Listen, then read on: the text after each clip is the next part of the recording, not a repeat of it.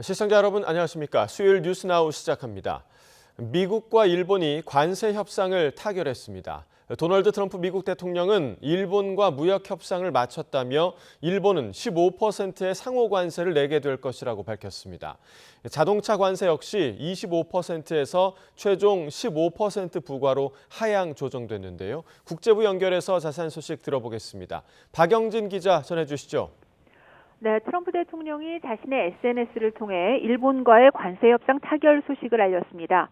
일본에 적용되는 상호 관세율은 15%입니다. 트럼프 대통령이 지난 7일 일본에 통보했던 25%보다 무려 10%포인트 낮은 것입니다.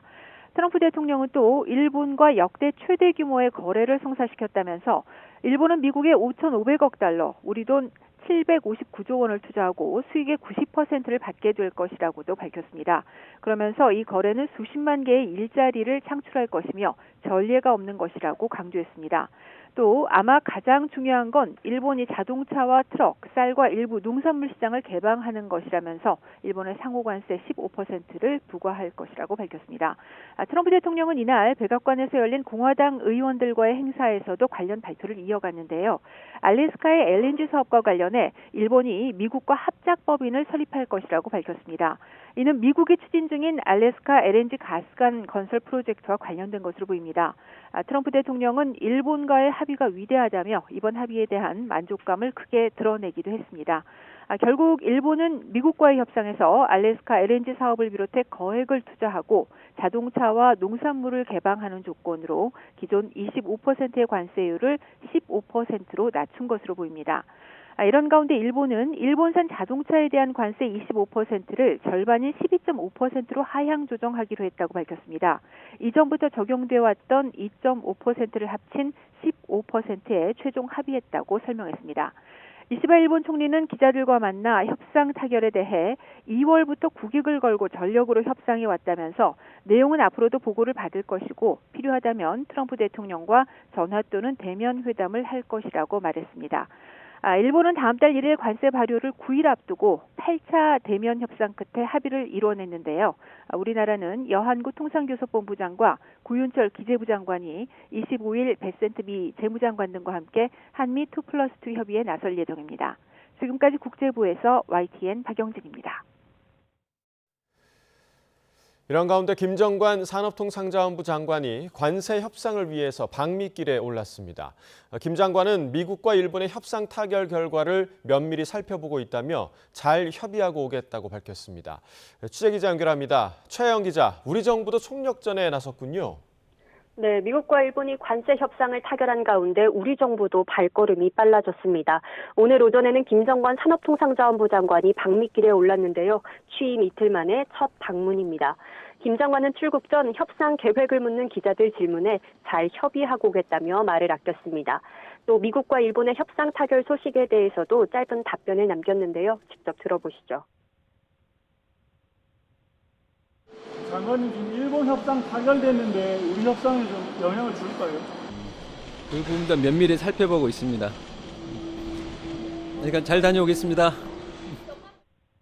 김 장관은 이번 방미 기간에 하워드 러트닉 상무장관과 크리스 라이트 에너지 장관, 더그 버검 국가에너지위원회 위원장 등과 만날 예정입니다. 한미 관세 협상과 산업 에너지 분야 협력 강화 방안을 집중적으로 논의할 계획입니다. 김 장관은 보도자료를 통해 관세 협상의 결과가 우리 경제에 미칠 수 있는 파급력이 큰 만큼 우리 산업 전반의 민감성 등을 면밀히 고려해 철저히 대응하겠다고 밝혔습니다.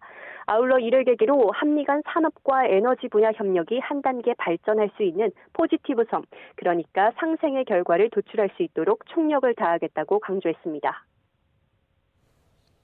네, 또 오는 25일에는 한미 2+2 고위급 통상협의도 예정돼 있죠. 네, 정부는 오는 25일에 미국과 2+2 고위급 통상협의를 합니다. 이 자리에는 구윤철 부총리 겸 기획재정부 장관과 앞서 출국한 여한구 통상교섭본부장이 대표로 참석합니다. 다음 달 1일인 상호관세 협상 마감 시한을 열흘도 안 남겨놓고 사실상 최종談判을 벌이는 겁니다. 여기에 대미 무역 경쟁국이라고 할 수 있는 일본이 상호 관세율을 15%로 낮춘 만큼 이보다 불리하게 협상해선 안 된다는 부담도 작용할 것으로 보입니다. 지금까지 경제부에서 YTN 최하영입니다. 막판 관세 협상을 위해 미국에 도착한 여한구 산업통상자원부 통상교섭본부장은 굉장히 엄중한 상황이라며 우리나라의 민감한 부분을 최대한 반영하면서 국익 위주로 최선을 다해 협상하겠다고 밝혔습니다. 여 본부장은 관세 유예 시한인 8월 1일까지 협상 타결이 가능한지에 대한 질문에 모든 가능성이 열려 있다고 답했습니다. 여 본부장은 오늘 25일 구윤철 부총리 겸 기획재정부 장관과 함께 2+2 통상협의를 할 예정인데 미국 측에서는 스콧 베센트 재무장관과 제이미슨 그리어 미국 무역대표부 대표가 참석합니다. 여 본부장은 2+2 협의 이전인 23일과 24일에도 통상 관련 미 당국자 등을 만나 협상을 벌일 방침입니다. 덥고 습한 찜통더위로 전국적으로 폭염특보 수위가 올라가 남부지방과 충남 등에는 폭염경보가 내려졌습니다. 더위는 주 후반으로 갈수록 더 심해질 전망인데요. 취재기자 연결해서 기상 상황 알아보겠습니다. 고한석 기자, 폭염경보가 확대했다고요? 네, 기상청은 오전 10시 전라권과 경상권 등에 내려졌던 폭염주의보를 폭염경보로 올렸습니다. 찜통더위는 아침부터 시작해 오전에 이미 강원도 삼척과 부산 기온은 34도를 넘었습니다. 낮 최고 기온은 전국적으로 29도에서 36도에 이를 전망입니다. 서울은 33도, 대구 36도, 광주 35도가 예보됐습니다. 경북 경산은 37도로 오늘 가장 뜨거운 곳입니다. 폭염특보도 확대 강화하고 있습니다. 이천과 용인 등 경기 남서부, 부산과 울산, 충남, 경상권과 전라권 대부분 지역에는 폭염경보가 발령됐습니다. 강원 산간을 제외한 나머지 지역에는 폭염주의보가 내려졌습니다. 북태평양 고기압이 장마 전선을 밀어낸 뒤 한반도까지 세력을 확장해 덥고 습한 공기를 계속 공급하고 있습니다. 습도가 높아서 체감하는 무더위는 실제보다 더욱 심하고 낮 최고 기온도 앞으로 더 오릅니다. 서울의 경우 내일은 34도, 모레와 글피는 36도까지 오릅니다. 지난밤 서울과 강릉, 충북 청주와 전북 전주에서 열대야가 나타났는데 이번 주 내내 밤 무더위도 계속될 전망입니다. 대기 불안정으로 소나기가 내리는 곳도 있겠습니다. 강원 내륙과 충북, 경북 북동 내륙에 5에서 30mm가 쏟아지겠습니다. 지금까지 과학기상부에서 YTN 고한석입니다. 집중호우가 끝나고 다시 찾아온 무더위에 온열 질환자가 늘고 있습니다. 질병관리청은 그제 하루 전국에서 61명이 온열 질환으로 응급실을 찾았다고 밝혔습니다. 지난 5월 15일 집계를 시작한 뒤 누적 환자 수는 사망자 9명을 포함해 모두 1,717명입니다. 지난해 감시 시작일인 5월 21일 기준으로 비교해보면 2.67배 더 많은 수치입니다.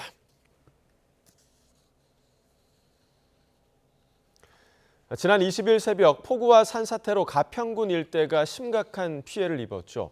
실종자 4명을 찾기 위한 수색 작업도 나흘째 이어지고 있는데 실종자로 추정되는 남성 1명이 발견됐다고 합니다.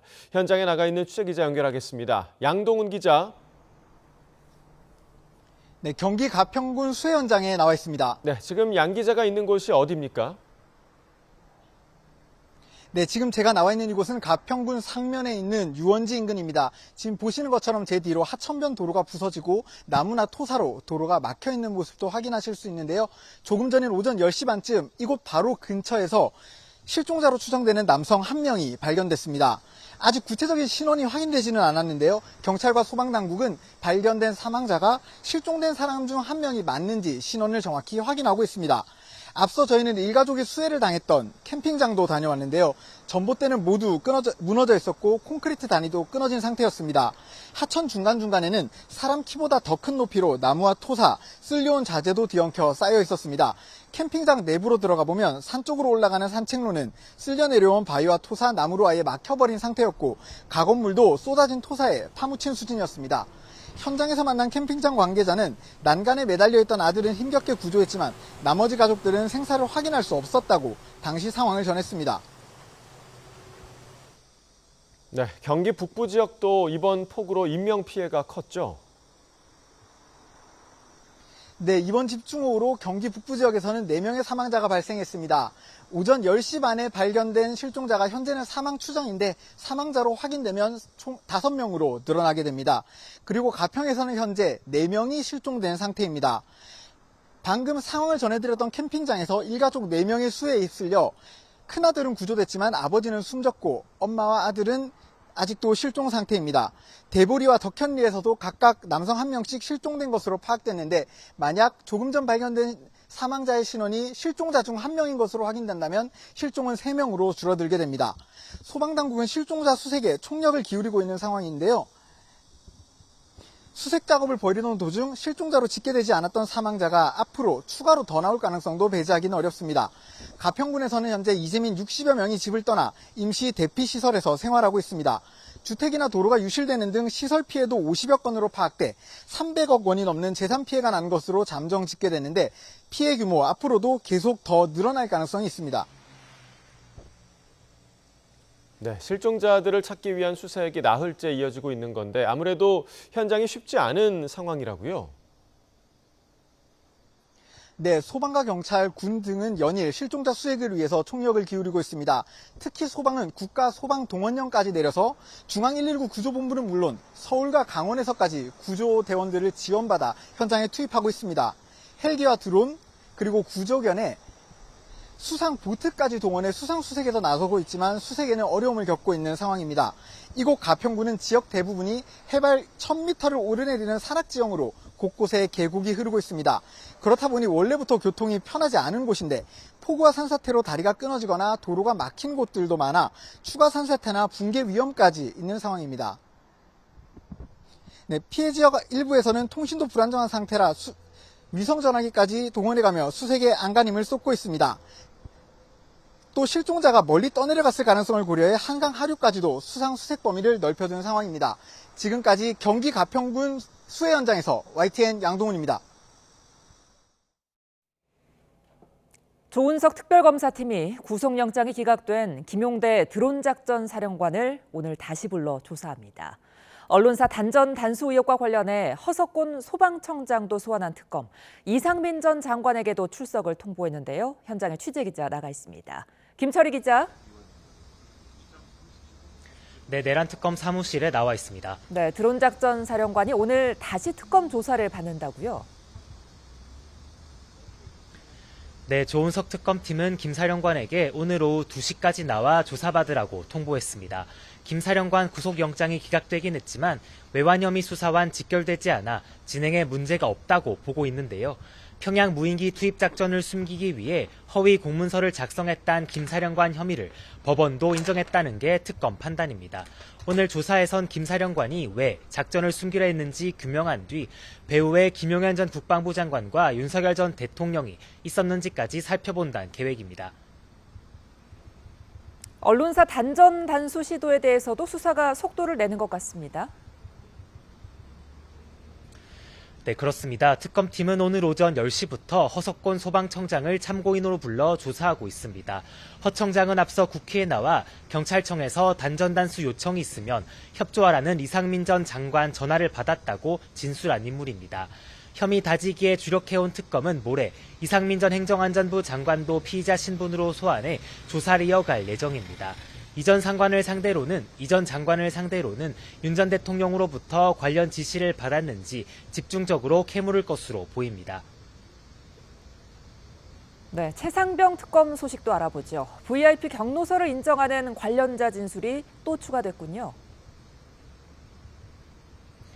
네, 어제 구속 관림길에 섰던 김계환 전 해병대 사령관 영장심사 과정에서 경로서를 들었다고 진술했습니다. 들어보시겠습니다. 일단 대통령이 화가 났다는 그런 부분에 대해서 화가 났다는 얘기를 들은 부분에서 인정을 했습니다. 임기훈 전 국방비서관으로부터 최상병 사건 수사 결과를 보고받은 윤석열 전 대통령이 경로했고 이후 이종섭 전 국방부 장관과 김계환 전 사령관을 거치며 사건 이첩이 보류됐다는 게 VIP 경로설의 골자인데요.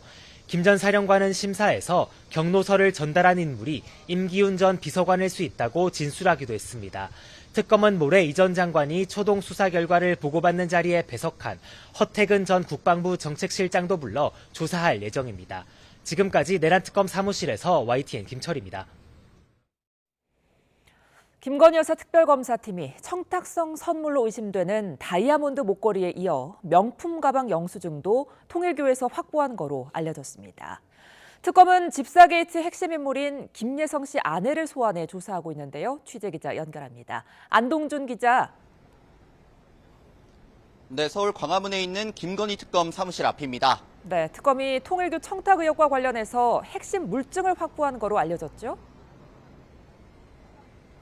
네, 특검은 어제 건진법사 청탁 의혹의 핵심 인물인 윤영호 전 통일교 세계 본부장을 소환해 14시간 넘게 조사를 벌였는데요.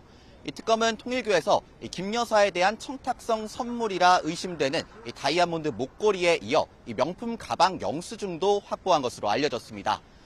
통일교 측은 특검의 압수수색 이전 통일교에서 파악한 자료를 특검에 제출했다며 다만 목걸이의 경우 통일교 자금으로 구매한 것은 아니라고 밝혔습니다.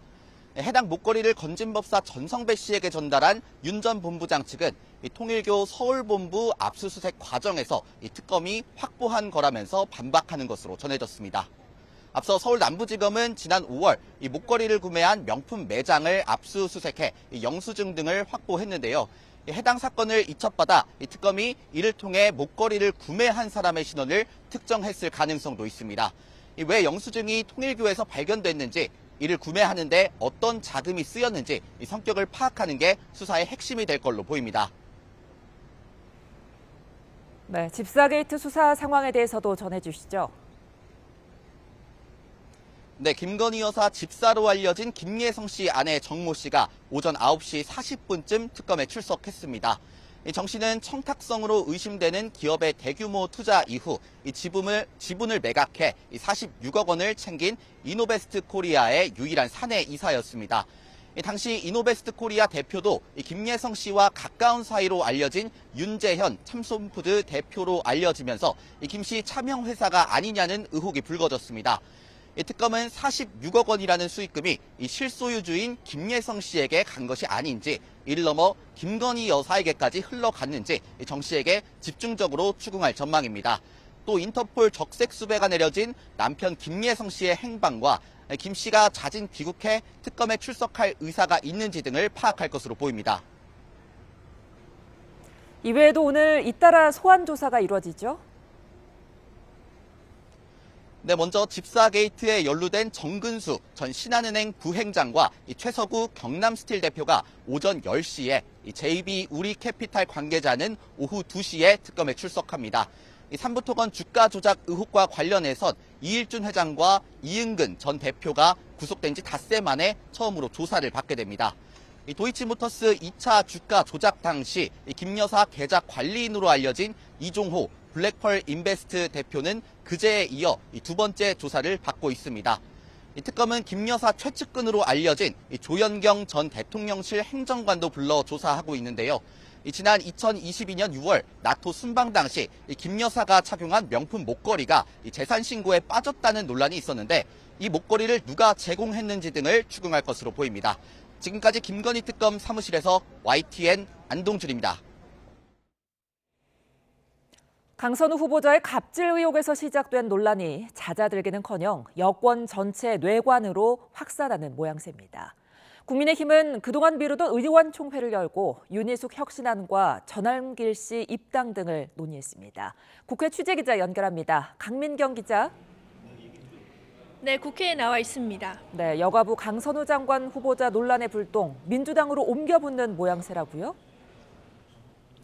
네, 문재인 정부의 마지막 여가부 수장이었던 정영애 전 장관이 인사청문회 전에도 민주당 측의 강선우 장관 후보자에 대한 문제의식을 전달한 점이 확인됐습니다. 강 후보자가 본인 지역구 민원을 들어주지 않자 여가부 예산을 징벌적으로 삭감했다는 내용입니다. 정 전 장관은 YTN 취재진에게 국회 여성가족위원회 위원 가운데 한 명에게 강 후보자의 2021년 예산 갑질을 폭로하는 문자 메시지를 보냈다라고 밝혔습니다. 즉 임명 강행 기류가 굳어진 이후가 아니라 보좌진 갑질 의혹이 불거졌을 때부터 강 후보자에 대한 우려를 여권의 물밑으로 전달했다는 겁니다. 정 장관은 하지만 문자를 받은 민주당 인사가 누군지는 밝히지 않았습니다. 지명 철회는 개인에게도 또 조직에게도 큰 부담이고 본인은 미처 모를 인사의 원칙이나 정책 방향도 있을 거라며 이재명 대통령의 인사권을 존중한다는 말도 덧붙였습니다. 민주당은 강 후보자 논란 확산을 최대한 자제시키려는 듯한 분위기입니다. 아침 회의에서도 지도부는 수해 피해 복구를 촉구하고 윤석열 전 대통령 비판에 집중하는 등 이재명 대통령의 인선에 대한 언급 자체를 피했습니다. 지도부는 하지만 강선우 논란에 대해 비공개로 대책을 논의한 걸로 알려졌는데 여권의 난처함과 곤혹스러움이 읽히는 대목입니다. 국회는 내일까지 강 후보자의 인사청문 보고서를 보내야 합니다. 하지만 국민의힘은 강 후보자를 갑질 사관왕으로 규정하며 자진 사퇴를 촉구하고 있고 여성가족위원회 전체 회의 소집도 기약이 없는 상황입니다. 국민의힘 상황도 살펴보죠. 야당은 의원총회를 열고 윤희숙 혁신위가 제안한 안건을 논의한다고요? 네, 국민의힘은 오늘 오전 수해 복구 봉사활동 등으로 두 차례 미뤘던 의원총회를 소집했습니다. 계엄과 탄핵 등에 대한 대국민 사죄문을 당원 당규에 수록하자는 내용 등이 담긴 이른바 윤희숙 혁신안에 대한 의견을 수렴하고 있는 걸로 보입니다. 하지만 총의를 모으는 데까지는 나아가지 못할 거란 관측이 적지 않습니다.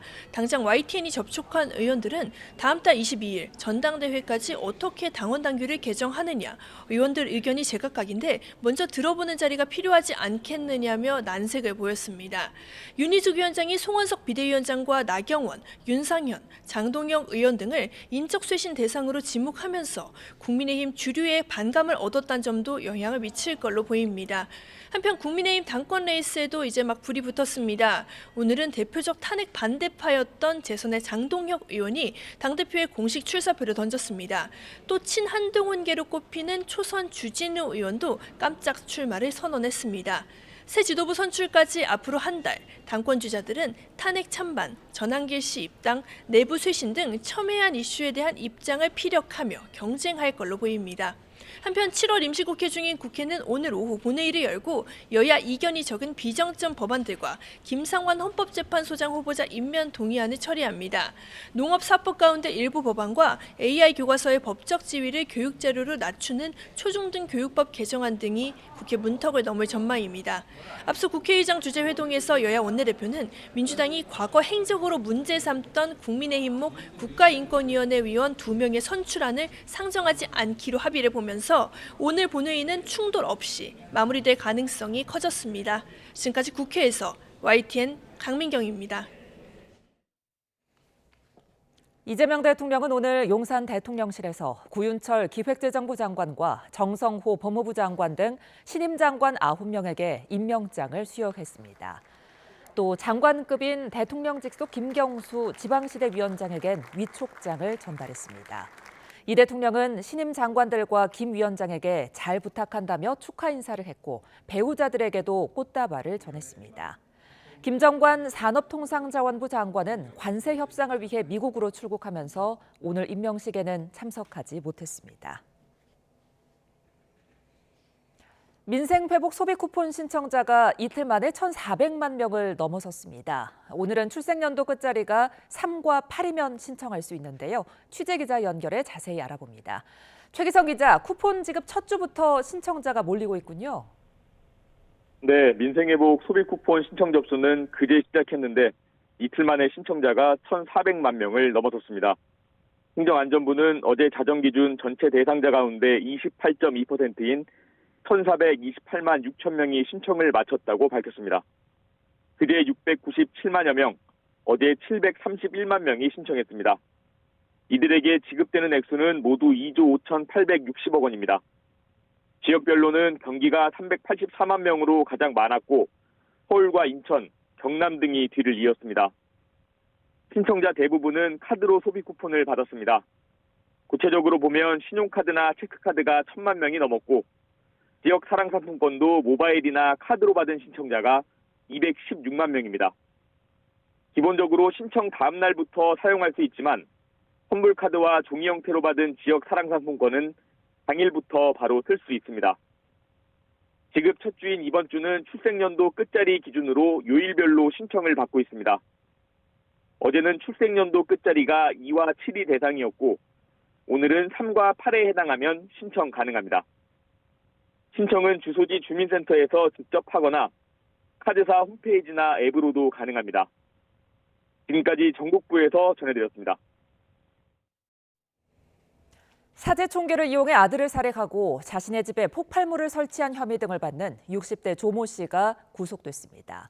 인천지방법원은 어제 살인과 현주건조물 방화 예비 혐의 등을 받는 조 씨가 증거를 없애고 도주할 우려가 있다며 구속영장을 발부했습니다. 조 씨가 영장 실질심사에 불출석해 재판부는 서류만으로 구속 여부를 판단했습니다. 조 씨는 지난 20일 밤 9시 반쯤 인천 송도의 아파트에서 사제 총기로 30대 아들을 살해한 혐의를 받습니다. 인천 총격 사건 피해자 유족이 가해자가 아들뿐 아니라 며느리와 손주들도 모두 죽이려고 했다고 주장했습니다. 총기가 작동하지 않아 미수에 그친 거라면서 범행 동기도 이혼에 의한 가정 불화가 아니라고 반박했습니다. 권민석 기자입니다.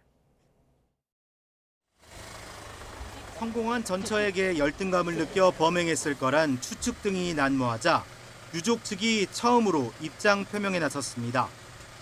우선 이혼에 의한 가정 불화가 배경이란 건 사실 무근이라고 밝혔습니다.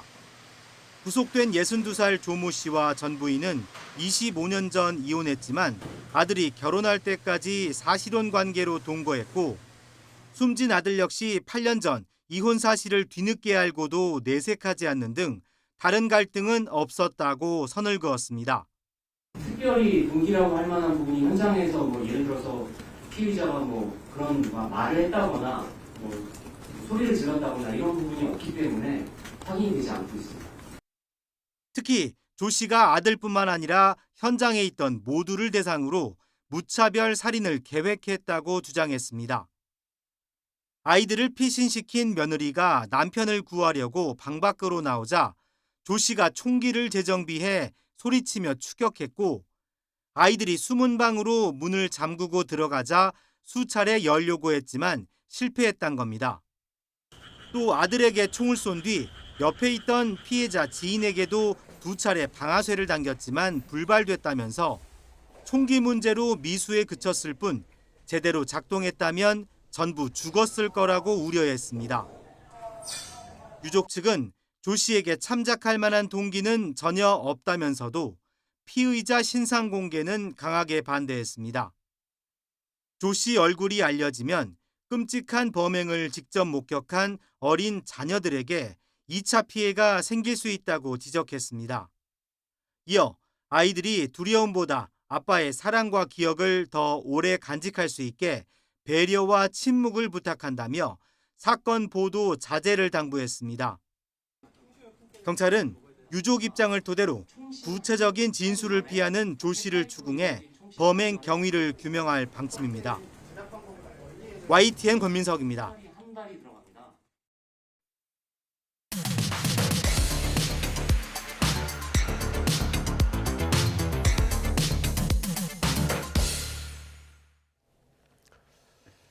각이 살아있는 정치평론 시사정각 시작합니다. 오늘도 각이 서는 두 분을 모셨습니다.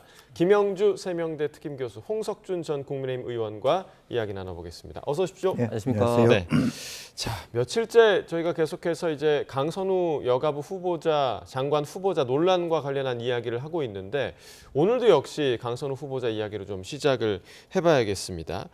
이재명 대통령이 국회에 내일까지 강 후보자에 대한 인사청문 보고서를 채택해달라고 요청을 했습니다. 자, 여기서 이제 모두가 궁금해하는 부분이 이런 반대 여론들 혹은 여러 논란들에도 불구하고 임명을 강행하려는 그 속내가 좀 어디에 있을까 이 부분이거든요. 글쎄요, 우상호 정무수석 말에 의하면 이제 여당 쪽에서 강하게 대통령께 이런 주장을 했다라고 얘기를 하고 우리 문진석 부대표도 강하게 그 후보자를 옹호하는 좀 오히려 그것이 그 플러스 요인이 아니라 마이너스 요인이 되는 것 같은 느낌도 없지 않아 있습니다만은 지나칠 정도로 옹호하고 넘어가는 이제 그런 분위기가 없지 않아 있습니다.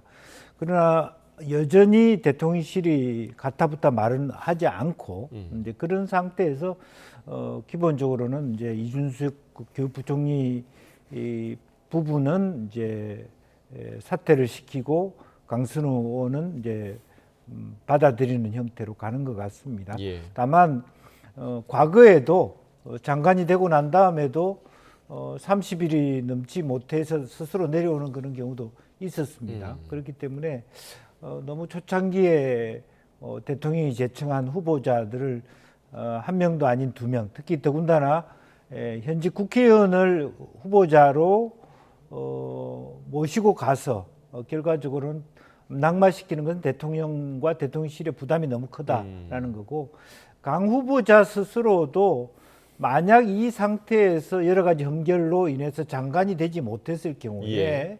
실제로 국회의원직도 하기 어렵다라는 인식 때문에 몇 개월이라도 좋으니 장관을 시켜달라고 하는 본인 요청과 의지가 매우 강한 걸로 저는 알고 있습니다. 예. 그렇기 때문에 일정 정도 장관으로 채택하는 데까지는 좀 대통령실에서 해야 되는 거 아니냐, 그런 입장인 것 같습니다. 지금 그 말씀해 주신 대로 강선우 후보자를 낙마시키는 게 부담이 더 큰 건지, 아니면 임명을 강행하는 게 부담이 더 큰 건지, 사실 이 두 가지 가운데서 저울질을 하고 있는 게 아니겠습니까? 홍 전 의원께서는 어떻게 보십니까? 예, 그렇습니다. 아무래도 낙마를 했을 때의 부담도 분명히 있죠. 그럼에도 불구하고 지금 압도적인 여론이 이제 강선우 후보자는 안 된다는 여론이고, 특히 또 여러 가지 논란이 아직까지도 뭐 잦아들기는커녕 뭐 새로운 어떤 논란들이 지금 나오고 있지 않습니까? 예. 그럼에도 불구하고 대통령실에서 임명을 강행하려는 이유는 결국은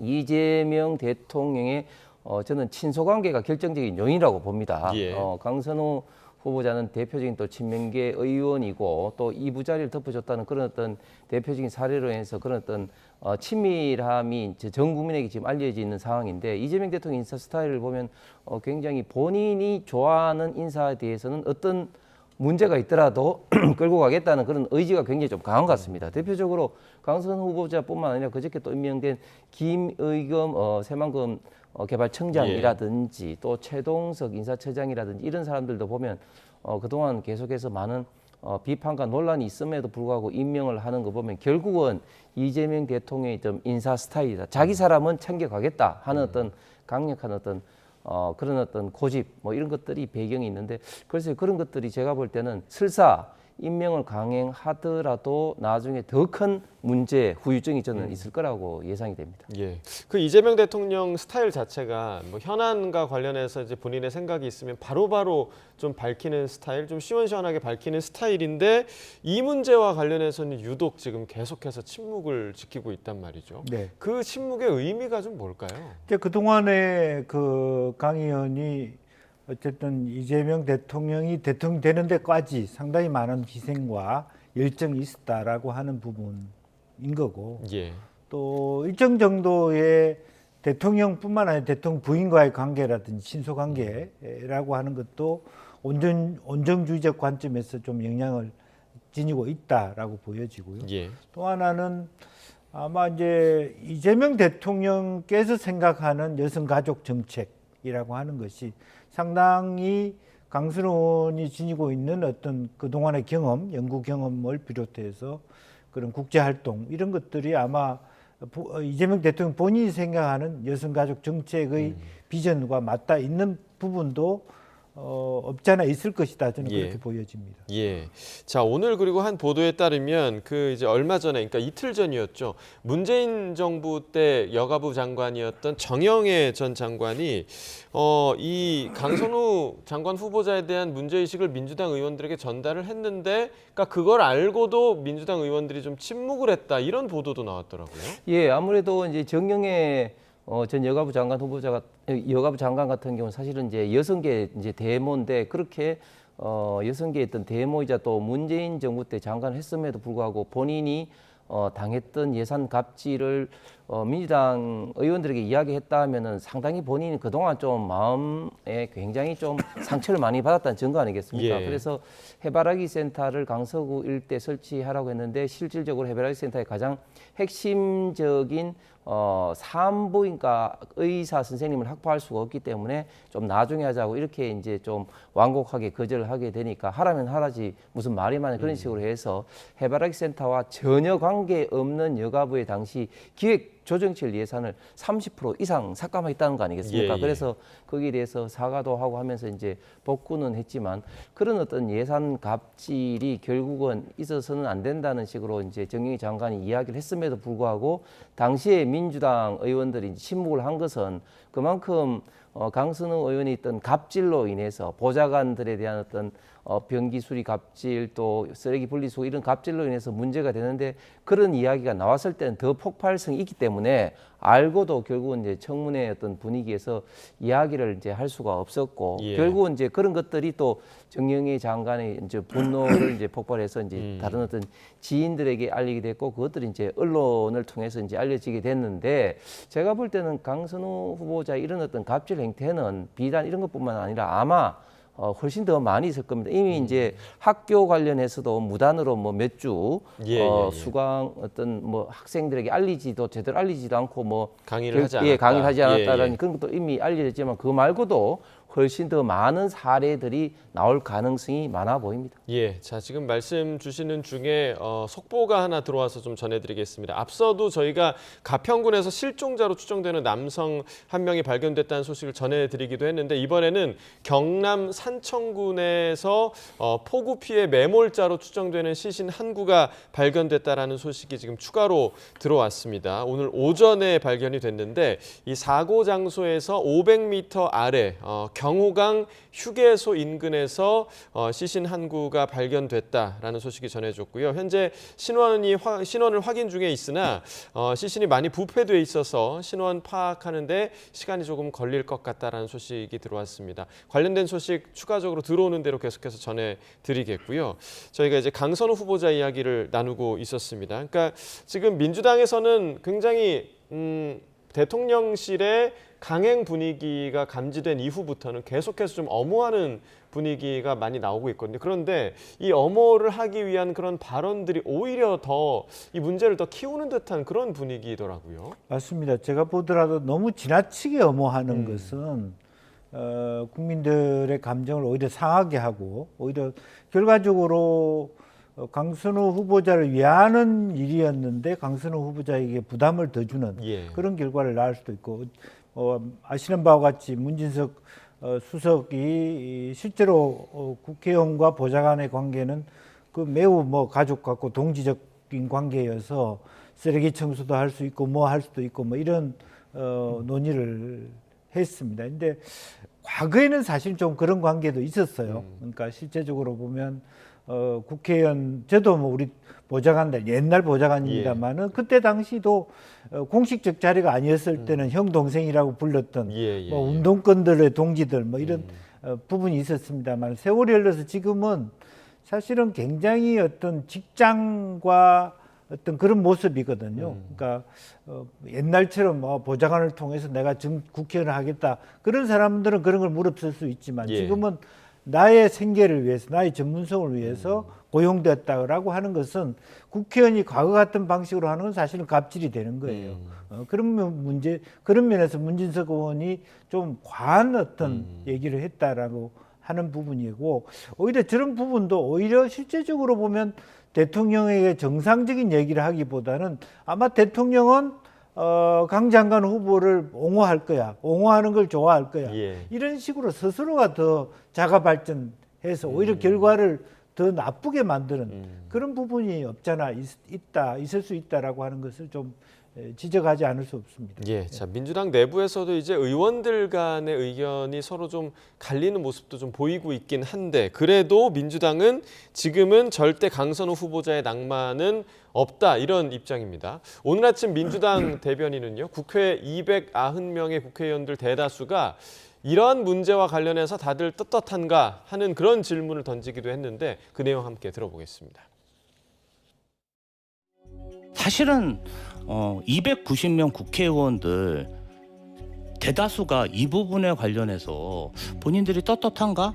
이렇게 되물었을 때 제가 보좌진 출신으로서 80명 그리고 보좌진들의 근속 영수가 5년 이상 되지 않는 대부분의 의원실은 다 이러한 문제점, 이러한 고민들을 하고 있을 거라고 생각하거든요. 그래서 떳떳하게 뭐 이렇게 이야기할 그런 주체들은 안 된다고 봅니다. 국회의원도 그렇고 보좌진도 그렇고 노동 환경 자체가 굉장히 좀 열악한 편입니다. 열악하다. 왜냐하면은 299명이 끊임없이 경쟁하거든요. 그 경쟁하다 보니까 그 리더인 그 의원도 굉장히 스트레스를 많이 받고 그 스트레스가 사실은 그 업무 강도가 어디로 전이 되겠어요.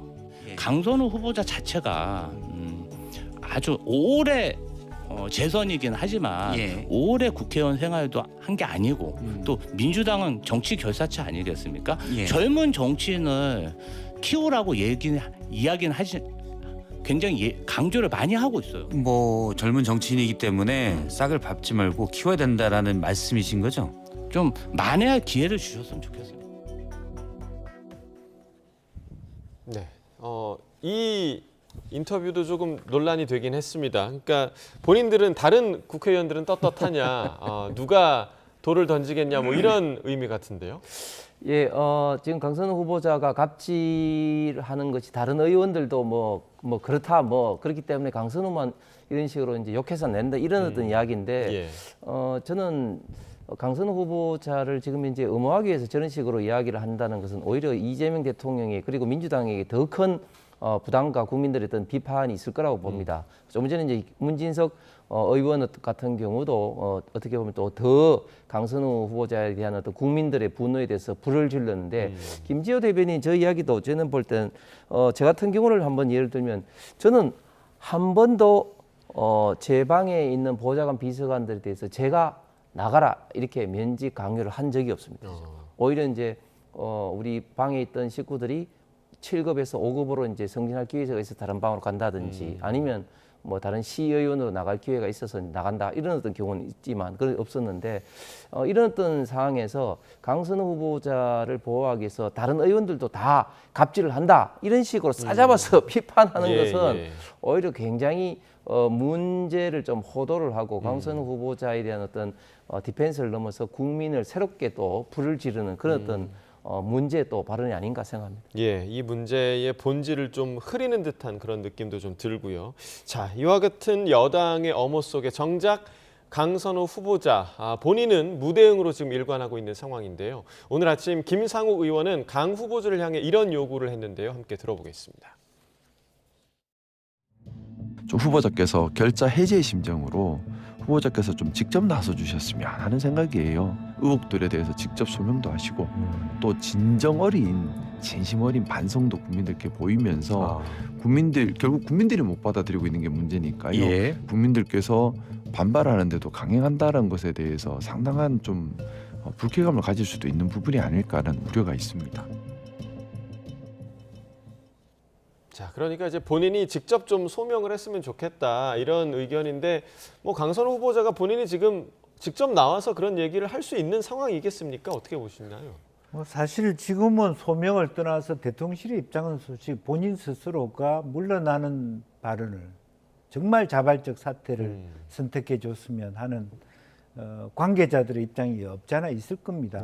또 민주당 안에서도 그런 의견들이 표출되고 있지는 않지만 마음속으로는 이 정도 되면 나와야 되지 않느냐 하는 생각도 없지 않아 있을 겁니다. 이제 그럼에도 불구하고 여전히 대통령과 그리고 또 현재 지금 바로 그 재송부를 요청한 상태이기 때문에 그러니까 여러 가지 이견들이 많이 나오는 것을 빨리 불을 끄기 위해서 아마 지금 현재 그 대통령실 입장에서는 빨리 뭐 장관 할 수 있도록 해달라는 요청을 할 수밖에 없을 겁니다. 이 논란이 더 오래 가는 것이 결국 서로 간에 민주당도 그렇고 여당도 그렇고 좋은 환경은 아니거든요. 그러니까 실제로 장관이 되고 안 되고보다 이 논의가 오래 가는 것이 훨씬 더 피로도를 주는 것이기 때문에 이제 그런 부분은 아마 대통령실의 입장은 바뀌기는 어렵다. 그렇게 본다라면 여당 안에서도 이 정도 논의를 했으면 더 이상 내부적으로 비판하기는 어려운 상태에 가 있는 거 아닌가 그렇게 보여집니다. 지금 뭐 사실 김상욱 의원이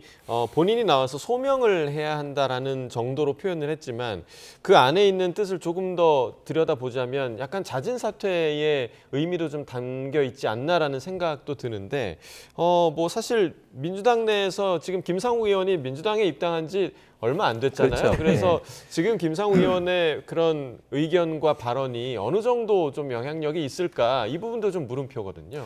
뭐 제가 볼 때는 뭐 거의 뭐 영향이 없을 것 같습니다. 김상욱 의원은 아직까지 이제 민주당의 어떤 상황도 잘 모르는 상황에서 본인의 어떤 생각을 이야기를 한 것 같은데 저렇게 이야기를 한 배경에는 뭐 자연스럽게 이제 본인의 어떤 상식선에서 이야기를 하겠지만 그러나 민주당 내에서는 상당히 좀 불쾌하게 오히려 생각하는 의원들도 상당히 많을 것 같습니다. 왜냐하면 자기가 민주당에 들어온 지 뭐 얼마나 됐다고 제대로 뭐 알고 있지도 못하면서 저런 이야기를 하느냐 이렇기 때문에 상당히 불쾌감을 느끼는 그런 의원들도 있을 것 같고 그리고 김상호 의원이 저 말 속에서 예를 들면 지금 강선호 후보자가 소명을 대했으면 좋겠다 하는데 사실 소명할 게 없어요. 오히려 강선호 후보자가 지금 이제 가장 문제가 되는 거는 갑질하고 그다음에 두 번째는 그것을 해명하는 과정에서 청문회에서 해명하는 과정에서 그것들이 다 거짓으로 드러난 부분이 더 큰 분노를 일으키고 있지 않습니까? 그렇기 때문에 사실은 소명을 하기에는 굉장히 좀 부적절한 그런 상황이다. 대통령실이나 민주당도 그것을 원하지는 않을 거고 그렇기 때문에 빨리 뭐 임명해서 국민들이 좀 잊혀지는 것이 뭐 최고의 어떤 수다고 생각할 수 있을지는 모르겠지만 제가 말씀드린 것처럼 이 이슈로 인해서 오히려 이 국민들의 어떤 분노가 더 이재명 정권 자체로 이제 불을 붙게 되면은 전체 정권의 어떤 지지율에도 영향을 받을 수밖에 없는 굉장히 좀 안 좋은 이슈가 될 수밖에 없다고 생각합니다. 예, 지금 뭐 지지율 얘기를 하셨습니다만 이번 주 그 월요일에 나왔던 지지율이 조금 떨어지는 모습을 나타났고 아마 이제 이 부분 때문에 대통령실에서도 그동안 국민 여론을 좀 지켜보겠다라는 입장을 밝혀왔었는데 지금 일단은 강행하는 그런 분위기에서 뭔가 그래도 묘책이 있지는 않을까 이런 하나의 좀 가능성이 좀 제기될 수도 있거든요. 묘책이 좀 있을까요? 어떻게 보세요? 뭐 다른 묘책이라기보다는 지금 현재 전체적으로 보면 대통령 지지율이 모든 걸 다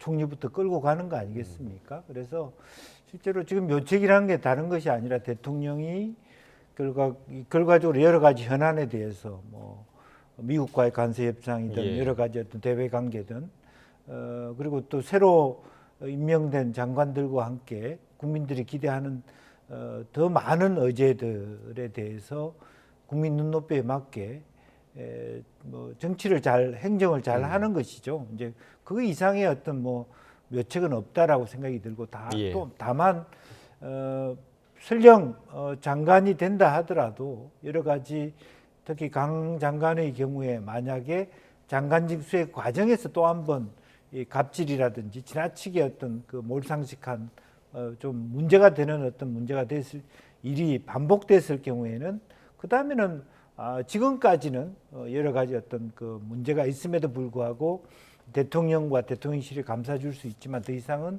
그럴 수 없다라고 하는 것을 좀 명확하게 할 필요가 있다. 또 강선우 장관뿐만 아니라 모든 후보자들이 아까 보면은 오히려 뭐 전 여가부 장관의 갑질 얘기는 오히려 경우에 따라서는 이재명 대통령 입장에서는 그건 정치를 잘한다고도 볼 수 있는 부분이에요. 그거는 다른 갑질과 달리 자기 지역구의 현안을 확보하는 과정에서의 그 정도의 열정일 수도 있기 때문에 그건 좀 애매하다고 보여집니다. 태도로 보이는 갑질하고 좀 다른 부분이었기 때문에 그런 면이 오히려 마음에 들었을 수도 있다. 다만 그거하고 별도로 장관으로서 국민의 이제 공복으로서 오히려 갑의 위치가 아니라 장관은 을의 위치로 간다. 근데 을의 위치가 아닌 여전히 국회의원의 위치, 갑의 위치라든지 또 인성적으로 문제가 되는 행실이 드러났을 경우에는 가차없이 이 직위 해제를 시킬 수 있다. 이런 것을 좀 강조해야 되지 않나 그렇게 보여집니다. 알겠습니다. 자, 어찌됐든 이제 대통령실에서 강선우 후보자에 대한 인사청문 보고서 재송부 요청을 내일까지를 요청을 했기 때문에 어떤 결론이 날지 좀 지켜봐야 할 부분인 것 같고요. 자, 어제 이재명 대통령이 직접 임명한 신임 국무위원과 함께하는 첫 국무회의가 있었는데 그동안 그 이재명 정부와의 불편한 동거를 해왔던 이진숙 방송통신위원장이 여름 휴가 신청을 했다가 이를 대통령실이 반려했다 이런 소식도 있었습니다. 자, 이와 관련해서 오늘 아침 민주당 최고위에서 이런 이야기가 나왔는데요. 함께 들어보겠습니다. 이재명 대통령께서는 이날 중앙재난안전상황실을 찾아서 피해 예방을 위해 과하다 싶을 정도로 필요한 지원을 충분히 배치하라라고 지시를 하기도 했습니다. 그런데 정작 재난방송 컨트롤타워 역할을 해야 할 이진숙 위원장은 휴가 계획이나 짜고 있었던 것이죠. 본인 임기 보장을 이야기하기 전에 할 일이나 똑바로 하시기 바랍니다. 이진숙 위원장이 휴가를 가는 좋은 방법이 하나 있습니다. 지금이라도 이 사의를 표명하고 좋아하는 휴가를 가시면 됩니다. 그것도 아주 길게. 자, 상당히 지금 이진숙 위원장에 대해서 비꼬는 말투로 굉장히 강한 비판을 한 모습이었는데 지금 이렇게 공개적으로 이진숙 방통위원장의 휴가를 반려한 그 속내가 좀 어디에 있다고 보십니까? 예, 뭐 일단 첫 번째는 그만큼 이재명 정권에서 장관들이 휴가까지 반려할 정도로 이런 어떤 재해에 가까운 괴물폭우에 대응을 하고 있다, 신경을 좀 집중하고 있다, 뭐 이런 어떤 취지도 있을 거고, 또 두 번째는 한준호 의원 같은 경우도 잘 아신 것처럼 이제 MBC 출신으로서 이진숙 지금 방통위원장과 굉장히 사이가 좋지 않습니다. 과거부터. 그리고 지금 현재 방송법 개정 과정에서도 굉장히 좀 충돌이 있어 왔고 갈등이 있어 왔는데 그런 어떤 개인적인 어떤 감정 차원에서도 그런 어떤 이야기를 하지 않았나 싶습니다. 그런데 예를 들면 지금 대통령실에서도 재난 상황에 적절하게 대응하고 있느냐 좀 비판을 받고 있는 게 예를 들면 한창 그 폭우 중이었던 제헌절 7월 17일 날 우원식 의장 등을 불러가지고 감자전 만찬을 하고 있었다. 뭐 이런 것들이 새롭게 좀 비판을 받고 있는 그런 어떤 상황입니다. 그래서 이진숙 방통위원장만 콕 집어서 한준호 의원이 저런 식으로 좀 비판하는 것은 결국은 이진숙 방통위원장을 어떻게 보면 좀 나가줬으면 좋겠다는 그런 어떤 심리를 또 나타낸 게 아닌가 그렇게 보여집니다. 네, 지금 뭐 분석해 주신 대로 사실상 그 한준호 최고위원이 사퇴를 촉구한 셈인데 지금 뭐 이진숙 위원장이 계속 어떻게 보면 좀 버티고 있는 그런 상황 아니겠습니까? 남은 임기 계속 다 채울 수 있을까요? 어떻게 전망하십니까? 아마 끝까지 버티려고 하지 않을까요? 그런데 지금 상황에서는 그렇게 버티는 사람을 함부로 쫓아내기도 쉽지 않은 그런 상황입니다. 따라서 이 부분은 언젠가는 여야가 뭐 이렇게 지혜를 모아서 정말 미국식으로 대통령이 바뀌면 공식적으로 모든 자리는 아니더라도 주요한 자리, 뭐 100개 부처, 공기관을 포함해서 일괄 사퇴할 수 있도록 그렇게 해야 돼요. 제도적으로. 예, 그렇지 않으면 다 알다시피 억지로 뭐 감사원 감사 나와가지고 부적절한 카드를 썼니 안 썼니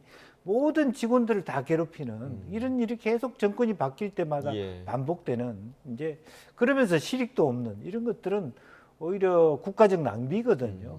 그런 의미에서 한 번은 오히려 법을 통해 가지고 또 이런 문제를 정리했으면 좋겠다는 생각입니다. 알겠습니다. 자, 마지막으로 국민의힘 상황도 좀 짚어보겠습니다.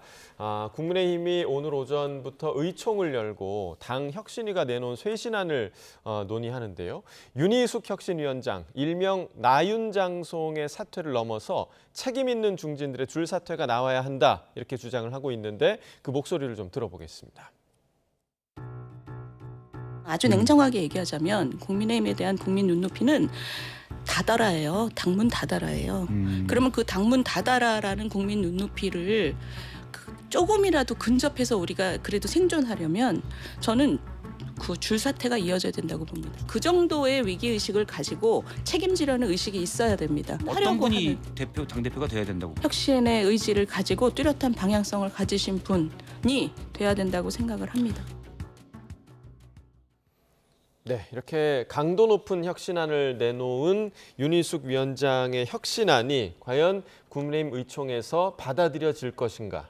어떻게 전망하십니까? 받아들여지기는 쉽지 않을 것 같습니다. 윤희숙 혁신위원장이 이제 고민 끝에 이제 윤석열 전 대통령의 철언을 당원 당규에 뭐 이제 하는 거라든지 또 최고위원회를 폐지하고 원톱 당 대표 체제로 하자든지 또는 또 당원 소환제라든지 또 어떤 특정 인사들의 뭐 인적 청산 뭐 이런 것을 뭐 혁신안으로 이야기했는데 저는 두 가지 문제점이 있다고 봅니다. 첫 번째는 과정의 실종입니다. 예. 정치는 아웃풋 결과도 중요하지만 프로세스 과정이 절대적으로 중요하거든요. 그런데 당 내외 어떤 공감대 형성이 전혀 되어 있지 않습니다. 지금 송원석 그 원내대표가 비대위원장하고의 어떤 공감대는 물론이고 제가 알기로는 혁신위원회 자체 내에서도 지금 이제 공감대가 형성되고 있지 않다고 합니다. 이런 어떤 과정에 있어서 어떤 실종으로 인해서 당 내외 어떤 공감대가 실종됐다는 게 큰 문제이고 예. 또 두 번째는 공감대가 형성되기 위해서는 받아들이는 어떤 기준선이 있어야 됩니다. 예를 들면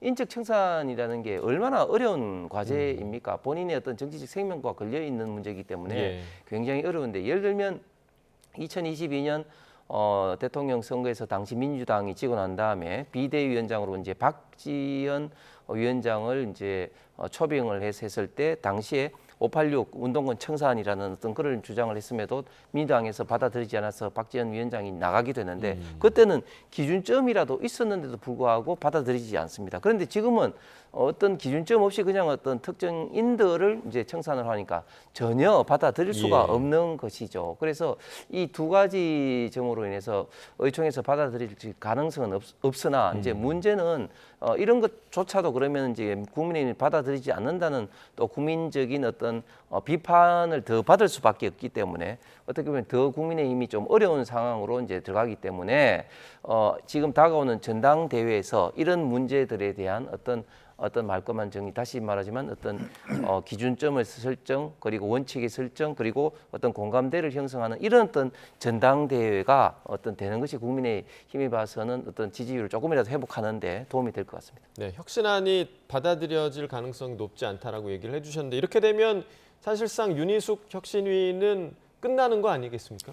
그렇습니다. 실질적으로 보면 윤희숙 의원이 혁신위원 어떤 그러니까 제안을 할 때 혁신위원들한테도 물어보지만 당신들이 찬성하지 않더라도 나 혼자라도 가겠다 이렇게 얘기함으로써 과정 관리에 실패한 부분이고요. 더군다나 송원석 비대위원장이 윤희숙 혁신위원장을 모실 때 사실은 활동 범위를 좀 미리 정의해 줬으면 좋았을 걸 실제로 저렇게까지 속도를 강하게 낼지 또 심지어는 본인한테도 그렇게 칼을 꽂을지 알 수 없었다라는 부분이고 현재 가장 큰 핵심은 결과적으로 국민의힘은 의원 중심이고 의원들은 다 TK를 중심으로 본인이 당이 어찌됐든 간에 스스로 배지를 연장해서 달 수 있다라고 하는 자기 확신이 굉장히 강한 사람입니다. 그런 구조에서 간단한 형태로 권위가 없는 상태의 혁신안은 통과될 가능성이 없다. 따라서 전반적으로 다음 8월 20일 전당대회 누가 될지 모르지만 새로운 지도부와 함께 당의 문제점, 즉 김용태, 윤희숙 두 말하는 전 비대위원장과 혁신위원장이 낸 큰 어떤 당에 대한 문제의식들을 자연스럽게 과정 관리 속에서 해결해야 된다. 그렇게 보여집니다. 결국엔 지금 말씀해 주신 것처럼 전당대회를 통해서 권위가 부여된 새 리더십이 이제 국민의힘에 세워질 텐데 이번 전당대회 구도 좀 어떻게 전망하십니까? 오늘 보면 주진우 의원 또 장동혁 의원이 출마를 선언을 했거든요. 네, 주진우 의원이 그동안 뭐 최고위원 그런 이야기는 나왔지만 오늘 용감하게 당 대표 도전 선언을 했습니다. 이렇게 당 나갈 떠나서 이제 예상 외에 이제 좀 주자들이 나왔을 때 그 당 내외 어떤 흥행이 이제 되니까 좀 더 이제 후권 좀 달아오를 것 같습니다. 그래서 기존에 선언한 이제 김문수, 안철수, 조경태 의원과 더불어서 이제 장동혁, 이제 주진우 의원까지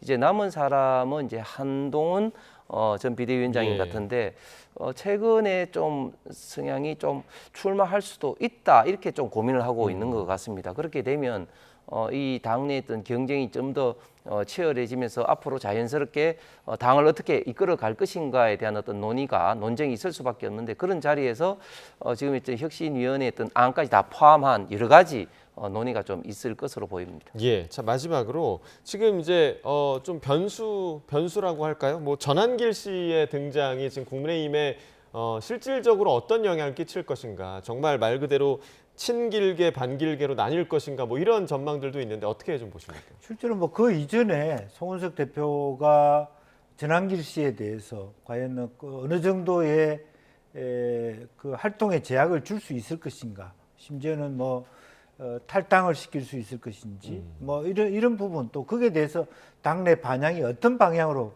불꽃이 튈 것인지도 예의주시해야 할 부분. 그러니까 실제로 국민의힘이 방금 우리가 얘기했듯이 혁신의 방향과 정반대된 사람들, 조원진 우리 공화당 대표, 또 전한길 씨의 입당이라고 하는 것이 김문수 전 장관의 출마와 더불어서 굉장히 당이 더 우클릭되는 극으로 가는 방향에 대해서 전체 당원들이 어떻게 보느냐가 앞으로 큰 쟁점이자 격돌의 대상이 아닌가 그렇게 보여집니다. 알겠습니다. 자, 오늘 두 분 말씀 여기까지 듣겠습니다. 김영주 세명대 특임교수, 홍석준 전 국민의힘 의원과 이야기 나눠봤습니다. 두 분 말씀 고맙습니다. 감사합니다.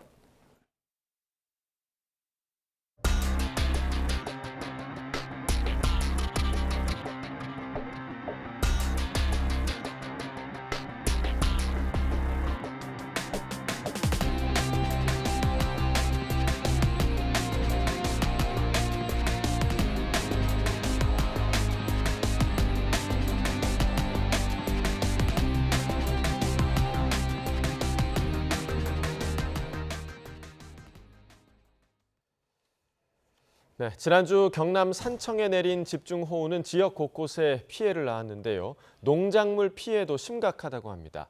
또 수색 작업도 이어지고 있는데 조금 전 매몰자로 추정되는 시신 한 구가 발견됐다는 소식도 전해졌는데요. 자세한 내용 현장 취재기자 연결해서 알아보겠습니다. 이명준 기자. 네, 경남 산청군 생비량면에 나와 있습니다. 네, 현장 상황 어떻습니까? 네, 제가 나와 있는 곳은 경남 산청에 있는 블루베리 농장입니다. 지난주 산청에 내린 집중호우로 큰 피해를 본 곳인데요. 현재는 빗물은 빠졌지만 블루베리 나무에 흙이 묻어 있고 나무들이 곳곳에 쓰러져 있는 모습입니다. 이곳 블루베리 농장은 1.3헥타르 정도 규모입니다. 폭우로 농장 대부분이 침수됐는데요. 농장주 설명을 들어보니 지난 17일 침수된 이후 빗물이 빠졌다 차올랐다를 반복했습니다. 빗물이 1m가량 차오르며 블루베리 나무 화분이 둥둥 떴다가 빗물이 빠졌는데 지금은 곳곳에 널브러져 있습니다. 이처럼 이번 집중호우로 산청에선 농경지 4,277헥타르, 축구장 6,000개가량이 침수되는 피해가 난 것으로 잠정 집계됐습니다. 추정 피해 규모는 641억 원 가량입니다. 피해는 집계 중이어서 이번 폭우로 인한 농작물 피해 규모는 더 늘어날 전망입니다. 그리고 조금 전 들어온 소식인데요. 오늘 오전 11시 반쯤 산청군 신안면 외송리에서 80대 남성이 숨진 채 발견됐습니다. 실종됐던 순임으로 추정이 되는데 시신이 부패한 상태라 정확한 신원을 파악하는 데는 시간이 다소 걸릴 것으로 보입니다. 어제도 실종자 2명이 숨진 채 발견됐는데요. 이제 사망자는 모두 13명입니다. 수색 당국은 남은 실종자 80대 남성을 찾기 위해 수색을 이어나가고 있습니다. 지금까지 경남 산청에서 YTN 임영준입니다. 폭우 피해를 입은 경기도 가평군 하천변에서도 신원 미상의 시신이 발견됐습니다. 경기 북부소방본부는 오늘 오전 10시 반쯤 경기 가평군 상면 덕현리 돌섬유원지 근처에서 신원이 확인되지 않은 남성의 시신을 발견했다고 밝혔습니다. 경찰은 폭우로 인한 실종자인지 등 남성의 신원을 확인하고 있습니다. 다른 지역에 비해 상대적으로 피해가 작긴 했지만 지난주 내린 집중호우로 전북에서도 침수 피해가 발생했습니다. 5년 전 섬진강 제방이 무너지며 큰 물난리를 겪었던 전북 남원 하도마을 일대에선 이번에도 농경지가 다시 물에 잠겼는데요. 현장에 나가 있는 취재기자 연결합니다. 윤지아 기자. 네, 전북 남원시 하도마을에 나와 있습니다. 네, 현장 상황 전해주시죠. 네, 제가 지금 서 있는 곳은 침수 피해가 발생했던 참깨 비닐하우스 앞입니다. 안쪽으로 들어와 보시면 참깨들이 이렇게 심어져 있는 걸 보실 수 있는데요. 이파리는 말라 있고 또 줄기 쪽으로 내려갈수록 물러 있는 걸 보실 수 있습니다. 원래 참깨의 뿌리는 하얀색인데 현재는 물이 들어차면서 모두 까맣게 썩었는데요. 여기 있는 참깨 전부 다 수확이 불가능해진 겁니다. 지난 16일부터 20일까지 전북 순창에는 450mm, 남원에는 330mm 이상의 비가 쏟아졌습니다. 다른 지역에 비해 전북은 상대적으로 피해가 적은 편이었지만 남원은 전북 도내 14개 시군 가운데 농작물 피해가 가장 컸습니다. 오늘 아침 마을 이장님과 함께 현장을 둘러봤는데요. 하우스 150동가량에 물이 들어찼던 흔적이 선명했습니다. 벼와 논콩, 포도, 참깨 등이 침수 피해를 입은 겁니다. 주민들은 마을 옆 배수 펌프장이 제 기능을 하지 못해 5년 전과 같이 또 침수 피해가 발생했다고 말했는데요. 농어촌공사 관계자는 노후화 문제가 아니라 갑자기 폭우가 쏟아지는 이상기후로 이번 침수가 발생했다고 설명했습니다. 현 배수장은 20년 빈도 강우를 기준으로 설계됐지만 이번에는 400년 빈도의 비가 쏟아지면서 감당할 수 없는 수준의 물이 유입됐다는 겁니다. 침수 피해를 본 농작물은 물이 빠진 뒤 생육 상태를 살피고 병해충 방제나 열과 예방, 뿌리 회복 등 맞춤형 관리가 필수입니다. 오늘 오후 2시쯤 권재한 농촌진흥청장은 침수된 이 근처 농가 일대를 직접 방문해 복구와 재배 관리를 돕기 위한 기술 지원에 나설 예정입니다. 전북뿐 아니라 충남, 전남, 경남 등 피해 지역에도 전문가를 파견해 집중호우 이후에 영농 재개를 지원하겠다는 방침입니다. 비는 그쳤지만 곧바로 이어진 불볕더위 속에서 농민들은 구슬땀을 흘리며 복구에 힘쓰고 있습니다. 지금까지 전북 남원시 하도마을에서 YTN 윤지아입니다. 전국적으로 폭염특보 수위가 올라가 남부지방과 충남 등에 폭염경보가 내려졌습니다. 기상청은 오전 10시 전라권과 경상권 등에 내려졌던 폭염주의보를 폭염경보로 올렸습니다. 이천과 용인 등 경기 남서부, 부산과 울산, 충남, 경상권과 전라권 대부분 지역에는 폭염경보가, 강원 산간을 제외한 나머지 지역에는 폭염주의보가 내려졌습니다. 강원도 삼척과 부산은 오전에 이미 34도를 넘었고 전국적으로 낮 최고 기온도 29도에서 36도에 이를 전망입니다. 기상청은 북태평양 고기압이 한반도를 뒤덮으며 본격적인 여름 더위가 시작돼 전국적으로 폭염특보가 확대 강화하고 있다며 이번 주 후반으로 갈수록 점점 더워지겠다고 밝혔습니다. 산림청이 오늘 오전 10시부터 서울 등 전국 대부분 지역의 산사태 위기경보를 경계에서 주의 단계로 하향 조정했습니다. 산림청은 호우특보가 모두 해제되고 강우가 소강 상태로 접어들면서 서울과 부산, 대구, 광주, 인천 등 전국 14개 시도의 산사태 위기경보를 경계에서 주의 단계로 하향 발표한다고 밝혔습니다. 다만 아직 산사태 위험이 큰 경기와 경남 지방은 심각 단계를 유지했습니다. 또 당분간 무더위 속에 대기가 불안정한 곳에서는 돌풍과 벼락을 동반한 강한 소나기가 내릴 수 있어 수해 지역은 2차 피해가 나지 않도록 대비해야 합니다. 산림청은 당분간 산사태 2차 피해 등 응급 상황에 신속히 조치하기 위해 24시간 상황 근무 체계를 유지할 계획입니다.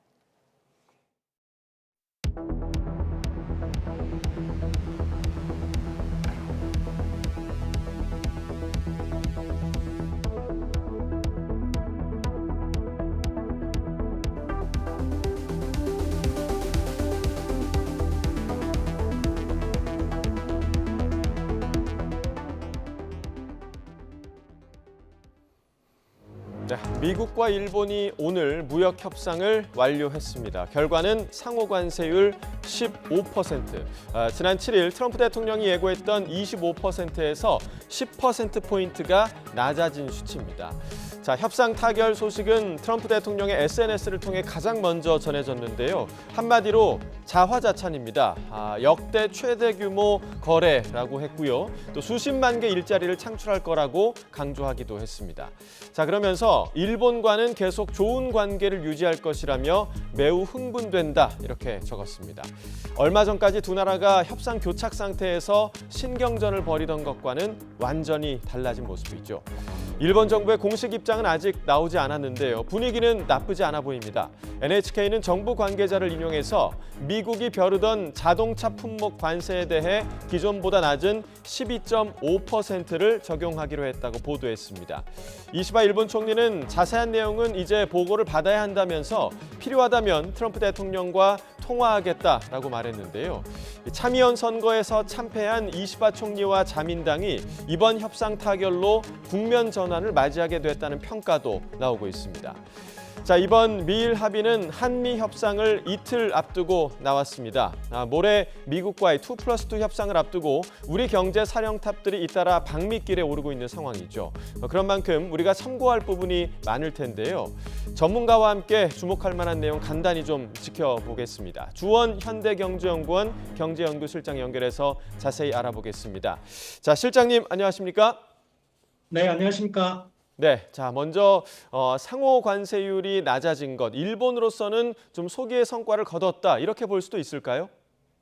네, 기존 관세 협상을 체결한 국가가 한 서너 국가 정도 되는데 영국 정도를 빼놓고는 가장 낮은 관세율이거든요. 그리고 이미 25%를 제시를 했었는데 그 15%로 10%포인트가 낮아졌다는 거는 상당히 고무적인 그런 성과라고 평가를 할 수 있겠습니다.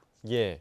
자, 일본의 대미 투자 규모가 함께 나왔는데 5,500억 달러, 우리 돈 약 759조 원입니다. 자, 일본이 관세율을 낮춘 대신에 통 크게 이렇게 내줬다, 이렇게 볼 수 있는 규모인가요?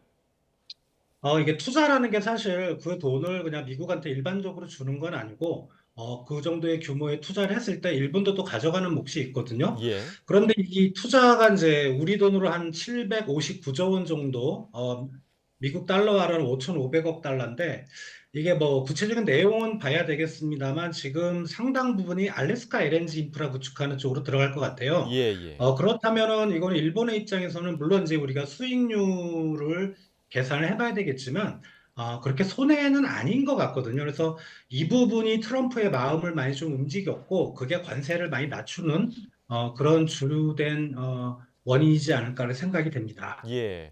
자, 손해는 아닌 것 같다. 자, 품목별로 자세한 내용은 좀 기다려 봐야겠지만 미국이 특히 예민했던 자동차 관세, 자동차 관세가 기존 세율을 합쳐서 15%로 하향 조정됐다는 일본 언론 보도도 있었거든요. 이 부분은 좀 어떻게 보십니까? 네, 일본 언론사 중에서는 제가 알기로 아사히 신문이 가장 먼저 보도했고 또 최근에 좀 확인해 보니까 주요 언론사인 NHK도 똑같이 보도를 하고 있더라고요. 원래 자동차 관세에 대해서는 이제 25% 정도를 이제 매겼는데 그 절반이 12.5%고 지금 관세 최근에 어떤 트럼프 관세 정책과는 상관없이 일본과 미국은 이제 FTA 협정이 안 맺어져 있으니까 일본산 자동차가 미국으로 갈 때는 그냥 2.5% 정도 관세가 붙는데요. 그러면은 요번에 낮아진 12.5%를 더하면 기존 25%에서 이제 15%로 확 낮아지게 되는 거죠. 그래서 그 부분은 상당히 일본한테 좀 유리한 거고요. 일본 입장에서는 전체 총 수출 한 20%가 미국으로 가는데 그 미국으로 하는 수출 중에 한 30%가 자동차가 해당이 됩니다. 그래서 자동차를 얼마나 관세를 적게 들이고 미국으로 수출할 수 있냐가 관건인 것 같고요. 그리고 철강 알루미늄은 지금 여러 가지 자료들을 확인해 보니까 이번에는 관세 그냥 50%가 일본산 제품도 미국으로 갈 때 50%가 매겨지는 걸로 그렇게 나왔고 뭐 다시 말씀드립니다만 영국을 제외하고 영국은 사실 미국의 입장에서는 미국은 영국에 대해서 무역 흑자국이었거든요. 영국 같은 경우는 자동차 품목 관세가 많이 낮아졌는데 다른 나라들에 대해서는 품목 관세를 낮추지 않았습니다. 그럼에도 불구하고 이번에 일본 자동차에 대해서 자동차 품목 관세를 확 많이 낮췄다는 거는 어떻게 보면 일본의 입장에서는 상당히 좀 긍정적인 그런 성과를 낸 걸로 생각이 됩니다. 네, 자 일본은 이제 마무리가 됐고 이제 우리 차례거든요. 이번 그 미국과 일본의 협상과 관련해서 눈에 띄는 좀 참고할 만한 포인트가 좀 어디에 있다고 보십니까? 가장 큰 거는 저는 이제 투자라고 봐요. 그게 아마 알래스카 LNG 갈 것 같은데 지금 일본하고 미국이 이제 합작 투자를 한다는 형식인 것 같아요. 구체적인 내용은 저도 봐야 되겠습니다만. 최근에 이제 알래스카 주지사가 방한을 해서 알래스카 LNG 인프라에 대한 투자를 많이 늘려달라 이런 것들을 볼 때 알래스카는 사실 공화당 텃밭이었거든요. 항상 선거할 때마다. 그래서 그런 부분에 대해서 우리가 좀 공을 들여야 될 것 같고 또 농산물 같은 경우는 일본이 지금 미니멈 억세스라 그래서 77만 톤 정도 항상 의무적으로 쌀을 수입을 해야 되는데 그거를 늘려가겠다고 했거든요. 그러니까 농산물도 보면 트럼프 입장에서는 트럼프 지지층이 주로 이제 농산물을 많이 생산하는 그런 지역에 있어서 예. 그런 사람들한테 유리한 그런 일본이 협상안을 제시했다. 그렇다면 우리도 지금 농산물이 걸려 있고 똑같이 일본처럼 알래스카 LNG가 걸려 있다면 그 두 가지 부분을 우리가 중점적으로 이번에 가서 좀 협상을 해야 될 거라고 생각이 됩니다. 네. 자, 새 정부가 출범한 이후에 물밑 조율을 좀 계속해 오긴 했는데 이번 협상, 2+2 협상도 지금 예정돼 있는데 곧바로 좀 결론을 도출할 수 있을까요?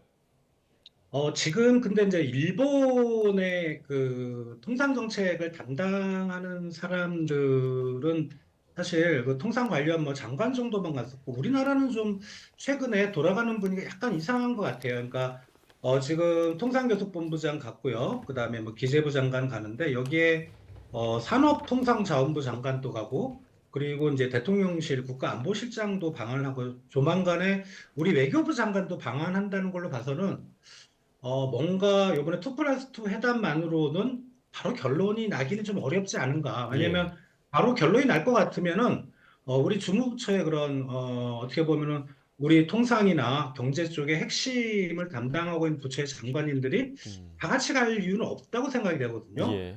그래서 그럴 가능성이 좀 높다고 생각이 되고 다만 뭐 우리 협상이라는 거는 사실 뭐 분위기나 그때 상황에 따라 달려 있으니까 정말 뭐 우리가 운이 좋다면은 이번 2+2 회담에서 이번 일본과의 어떤 협상 타결과 같은 그런 것도 우리가 뭐 가능성은 높지는 않지만 기대는 해볼 수 있을 거라고 생각이 됩니다. 알겠습니다. 자, 오늘 여기까지 듣겠습니다. 지금까지 주원 현대경제연구원 경제연구실장과 이야기 나눠봤습니다. 실장님 고맙습니다. 감사합니다.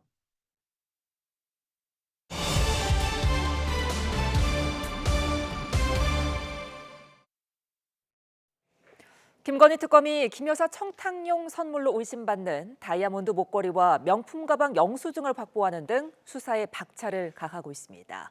내란 특검도 이상민 전 행정안전부 장관을 25일에 소환하며 윗선 수사에 본격화하고 있는 모습인데요.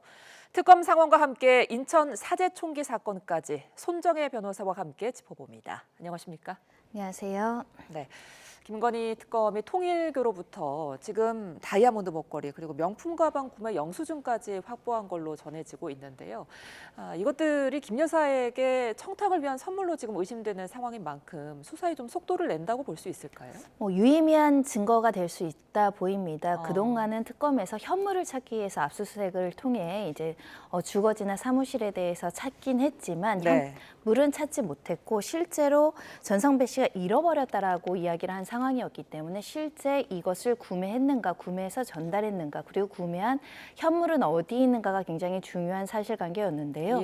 현재 이렇게 영수증을 찾았다라는 것은 구매한 이력을 명확하게 확인했다라는 것이고 그 찾은 장소도 윤영호, 그러니까 윤 전 본부장의 개인적인 주거지가 아니라 통일교 본부 차원의 서울 본부라는 사실에서 통일교 차원의 현안을 청탁하기 위해서 이 물건을 8천만 원, 각각 1천만 원, 총 그러니까 6천만 원, 1,000이니까 8천만 원 상당의 자금을 들여서 물품을 구입했다라는 사실을 입증할 수 있을 것 같고요.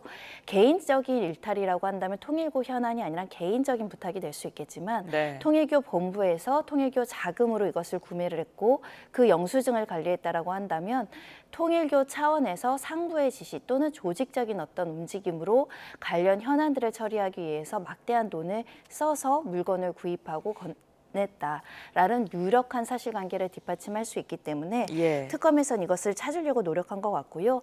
현재까지는 통일교에서는 영수증은 그 서울 본부에서 나오긴 했지만 통일교 자금으로 구매한 것은 아니다라고 나오고 있기 때문에 결국 영수증 이외에 그 자금의 출처를 추가적으로 확인해야 되는 상황입니다. 자, 그런가 하면 집사 게이트와 관련해서는 이 집사로 알려진 김예성 씨의 배우자를 불러서 지금 조사하고 있는데요. 부인 조사를 통해서 이 46억 원의 행방을 알 수 있을까요? 일단 이 배우자 같은 경우에는 페이퍼 컴퍼니의 사내이사, 그러니까 엑시트한 46억 원에 대한 이 법인의 이사로 등재된 것으로 보입니다. 하지만 이사로 등재됐다라고 해서 실질적인 경영권을 행사하거나 경영에 개입하지 않았을 가능성이 매우 높고 가족이다 보니까 형식적으로 이사로 등재했을 가능성도 배제하기는 어려워서 아마 검찰에 출석하더라도 나는 관련된 내용을 잘 알지 못한다. 그냥 남편이 내 인감증명서 가지고 법인의 이사로 등재했을 뿐이다라고 관련 사실을 모른다라고 진술할 가능성 배제하기 어렵습니다. 다만 그럼에도 불구하고 이 46억 원에 대한 수익금의 어떤 지출처, 명목 그리고 관련자들을 확인하기 위해서는 이 사내이사의 진술을 확보할 필요성이 있기 때문에 소환 조사를 한 것으로 보이고 실제적인 사실관계를 모른다고 하더라도 현재 김혜성 씨의 행방과 귀국을 설득할 수 있는 가장 유력한 사람은 아내, 배우자이겠죠. 배우자를 통해서 이 남편이 어디에 있는지 또 귀국하도록 설득하기를 위한 협조를 당부하는 차원에서도 지금 특검에서 움직이고 있다라고 볼 것 같고요. 특히 180억 중에 46억 원에 대해서 다른 회사가 이제 지분 인수하는 방식으로 현금화했다라는 여러 가지 이제 보도들이 나오고 있어서 이 46억 원의 실기속자 누가 가져가느냐가 굉장히 중요한 시점에서 혹여라도 이 김혜성 씨가 아내랑 이것을 상의했다라고 한다가 아내에게 관련된 사실을 조금 알려줬다라고 한다면 수사에 굉장히 중요한 정보가 될 수 있어 보입니다. IMS 모빌리티에 투자한 기업에 대한 조사도 이어지고 있습니다. 이제 오늘은 신한은행, 경남스틸 그리고 JB우리캐피탈 관계자들을 소환한다고 하는데 어떤 부분을 좀 밝혀낼 수 있을까요? 투자의 경위가 정상적이지 않았다라는 점을 특검에서는 밝히려고 하는 것 같습니다. 김건희 여사 또는 윤 전 대통령의 지위를 이용해서 권력형 비리를 저지른 게 아닌가라는 시각을 가지고 수사를 개시하고 있고 만약에 기업들이 정상적인 투자 활동의 일환이 아니고 비정상적인 루트나 비정상적인 판단으로 이런 거금을 투자했다라고 한다면 각각의 회장과 의사결정을 한 사람에게는 배임죄가 성립할 가능성이 있고요. 알선수재의 공범이라든가 또 나아가선 뇌물을 공여했다라는 제도 적용될 수 있기 때문에 실제 투자의 결정을 누가 했는지, 투자의 기본 요건을 충족을 했는지, 내부 투자 기준은 무엇인지, 그 투자 기준에 부합했는지, 사업성과 수익성에 대해서 어떤 판단을 누가 내렸는지를 구체적으로 판단하지 않을까 생각이 들고요. 보통 큰 기업이나 금융회사 같은 경우에는 이 투자를 하기에 있어서 내부적인 분석 자료나 보고서를 올리게 됩니다. 그리고 관련한 투자 요청이나 관련한 서류들을 이제 상대 기업으로부터 받기도 하거든요. 그런 일련의 절차들의 적법성 또는 위법성에 대한 인식이 있었는지를 집중적으로 추궁할 것으로 예상되는 상황입니다. 그런데 지금 조현상 HS 효성 부회장도 그렇고 이 관련자들의 특검 조사 거부, 도피 등으로 지금 수사에 좀 난항을 겪는 측면이 있는 것 같아요. 조사를 거부한다거나 도피할 경우에 수사를 좀 강제할 방법은 없는 겁니까? 강제 수사가 강제력을 동원하는 것만큼 만약에 혐의 사실이 인정이 되면 피의자로 전환해서 할 수 있는 모든 조치를 할 수 있는 상황이지만 현재 주요 기업들이나 이 은행권에 관련한 주요 책임자들이 이제 참고인 소환격으로 이제 소환되는 만큼 지금 단계에서는 일정 조율을 이제 급하게 이제 조율하고 있는 과정에서 해외로 출국한 조 부회장 같은 경우는 현재 연락이 잘 되지 않는 것으로 보입니다. 아마 주변 사람들과 변호인들이나 각종의 기업 관계자를 통해서 최대한 빨리 귀국하도록 압박하기 위해서 지금 이렇게 소환 조사에 관련해서 조사가 제대로 안 되고 있고 일정 관련해서 통화가 되지 않고 있다라고 이야기하지 않는가 하고요. 특검에서는 시간이 많지 않기 때문에 가능한 빨리 소환을 통해서 주요 진술을 이끌어내기 위해서 지금 노력하고 있는 것 같습니다. 한편 김건희 특검이 이제 여기에 더해서 공직선거법 위반 혐의도 수사를 하는 것 같습니다. 20대 대선 토론회에서 윤 전 대통령이 도이치모터스 주가 조작 연루 의혹을 부인하면서 아내가 이익이 아니라 손실이 났다 이렇게 말한 부분인데 수사 어떻게 진행할까요?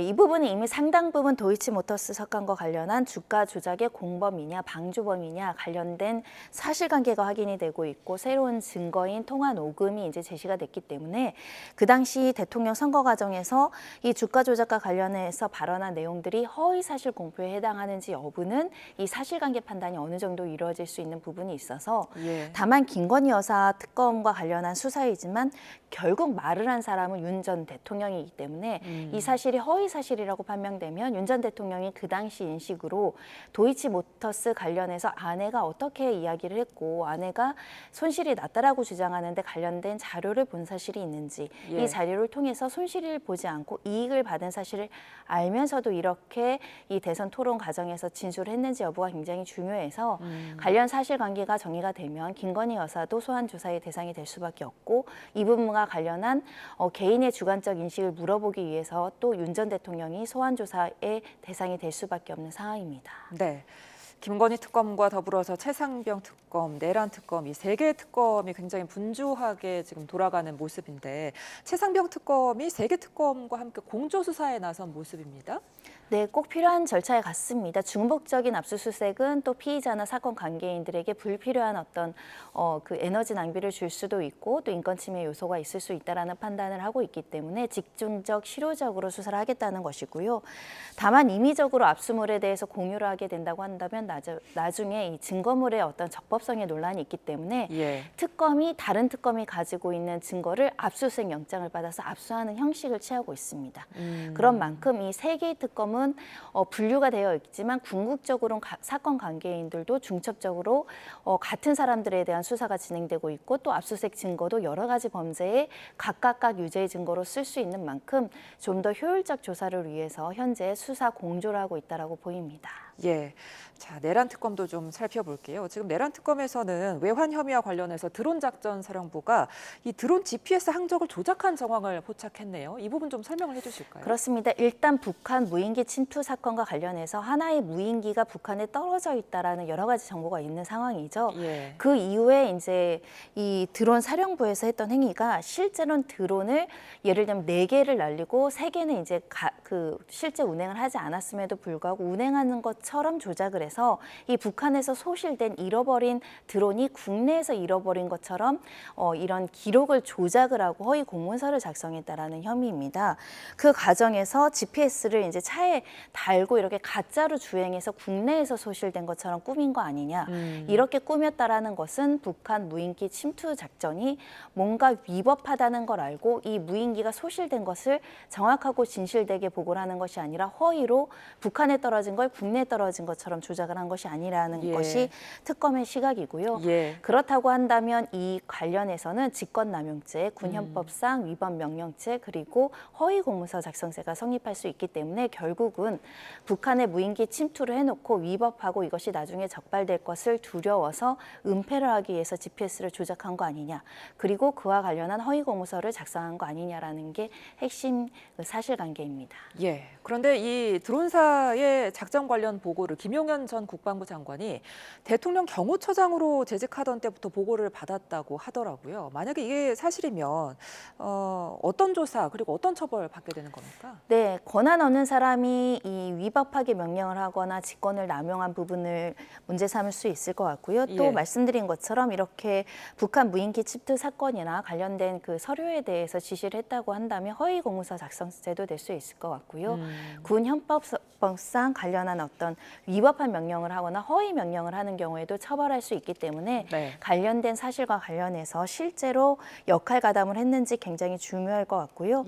지금 드론 작전부 사령관과 관련한 수사가 진행되고 있고 만약에 이 작전을 실제 공모했다고 한다면 이 같은 공범으로서 수사가 진행될 가능성이 있습니다. 예. 자, 그런가 하면 이 내란 특검에서 한덕수 전 국무총리 위증 혐의에 대한 수사도 박차를 가하는데요. 대통령실 대접견실의 CCTV 영상을 바탕으로 그때 계엄 국무회의에 참석한 국무위원들의 어떤 위증 여부를 판단하고 있다고요? 그렇습니다. 국회에 나와서도 또 헌법재판소 증인에 나와서도 우리는 그 단전 단수라든가 뭐 계엄 선포문이라든가 관련된 지시에 대한 문건을 보지 못했다라고 이제 진술한 바들이 있었을 텐데요. 그와 관련해서 실제 CCTV로 그 문건을 봤거나 그 문건을 가지고 서로 대화를 나눈 사실이 있다라고 한다면 일단 위증죄, 그 증언감정법 위반의 죄가 성립할 수 있기 때문에 그 부분을 이제 확인하고 있는 것이고요. CCTV뿐만 아니라 그 당시에 조태용 이제 전 장관이라든가 다수의 사람들이 이 문건을 보고 서로 이야기를 했다라는 진술이 있다라고 한다면 실제 허위 진술에 대한 어떤 진술도 확보할 수 있는 상황으로 보이고 특히 이상민 전 장관 같은 경우에는 이렇게 지시를 내린 바가 없다 이렇게 이제 주장을 했으나 지시를 받았다라는 또 진술도 나오고 있는 만큼 실제 단전 단수 지시를 했다라고 한다면 계엄과 관련해서 내란죄의 공범으로 처벌될 가능성이 매우 높고요. 특히 또 법정에서 이렇게 허위 진술을 했다라면 위증죄가 성립할 가능성이 현재 굉장히 높은 상황입니다. 네, 이 내란 특검의 수사가 국무위원부터 이제 야권 정치권으로도 확대될 조짐이 보이는데 윤 전 대통령의 체포영장 집행 당시에 그때 관저 앞에 집결했던 국민의힘 의원 이 45명에 대한 고발건도 특검팀에 이첩이 됐다고 하더라고요. 그렇습니다. 윤 전 대통령이 지금 구속됐을 때 구속의 사유로는 특수공무집행 방해죄가 있습니다. 체포저지가 위법하고 이 체포저지가 공무집행 방해라는 건데 그 당시에 많은 국민들이 목격을 하셨겠지만 국민의원 의원들이 그 체포에 대해서 항의하면서 직결해서 위력을 보여준 바가 있었거든요. 예. 이것이 법률적으로 체포를 저지하는 이 윤 전 대통령의 행위에 대해서 도와주려고 한 것인지 또는 공모해서 이런 행위를 한 것인지 여하에 따라서 방조라든가 공범으로 처벌할 여지가 있는지를 살펴보기 위해서 사건을 이첩해서 수사를 할 것으로 보이고요. 예. 정치인으로서 정치적 의견을 표명하는 정도에 이르렀다라고 한다면 이 형법상 공무집행 방해죄 성립 가능성은 낮아지지만 그와 나아가서 윤 전 대통령의 측의 모종의 어떤 역할을 받아서 이 체포를 하지 못하도록 위력을 행사했다라고 한다면 처벌 가능성이 있는 사건입니다. 예, 끝으로 인천 사제 총기 사건도 짚어볼게요. 인천 송도에서 사제 총기로 아들을 살해한 60대 남성이 구속이 됐습니다. 새로운 내용들이 지금 속속 밝혀지고 있죠. 충격적입니다. 아들뿐만 아니라 그 자리에 있던 며느리, 손자, 지인에게도 총격을 가하려는 시도를 했다라는 정황이 나오고 있어서 이 살인죄 이외에도 살인 미수죄가 이제 추가돼야 되는 것 같고요. 예. 다수 수명에 대한 살인의 시도를 한 것이기 때문에 다중 인명 피해가 발생한 살인 사건이다. 소위 말하면 연쇄살인의 목적이 있었다 이렇게 볼 여지가 있는 사건이고요. 두 번째로는 그와 관련해서 이 사제 폭발물의 어떤 폭발성도 상당했을 가능성을 배제하지 못하고 지금은 현주 건조물 방화 예비가 적용되어 있지만 실제로 실행에 착수할 정도의 폭발력이 있었다고 한다면 이와 관련해서 폭발물 사용과 관련한 죄가 성립할 가능성이 있고 그렇다고 한다면 실제 양형은 매우 높게 나올 수밖에 없는 사건입니다. 예. 이런 점들 관련해서 어찌하여 이렇게 많은 사람들에게 피해를 야기하는 잔혹한 범죄를 계획했는가, 동기가 무엇인가에 대한 조사가 지금 이루어지고 있을 것 같고요. 예. 이 프로파일러도 투입해서 동기를 찾고 있는 상황이라고 알려지고 있습니다. 예, 그러니까 이제 뭐 이 60대 남성이 구체적인 진술을 계속해서 회피하고 있다는데 말씀하신 것처럼 프로파일러가 투입이 되고 나면 이 이후의 수사는 어떻게 진행을 하는 겁니까? 일단은 중형은 불가피한 사건입니다. 이미 예. 사람이 사망을 했고 그 정황도 범행 동기도 참작할 점이 없다는 게 지금 가족들의 주장이기 때문에 중형은 피하기 어려운데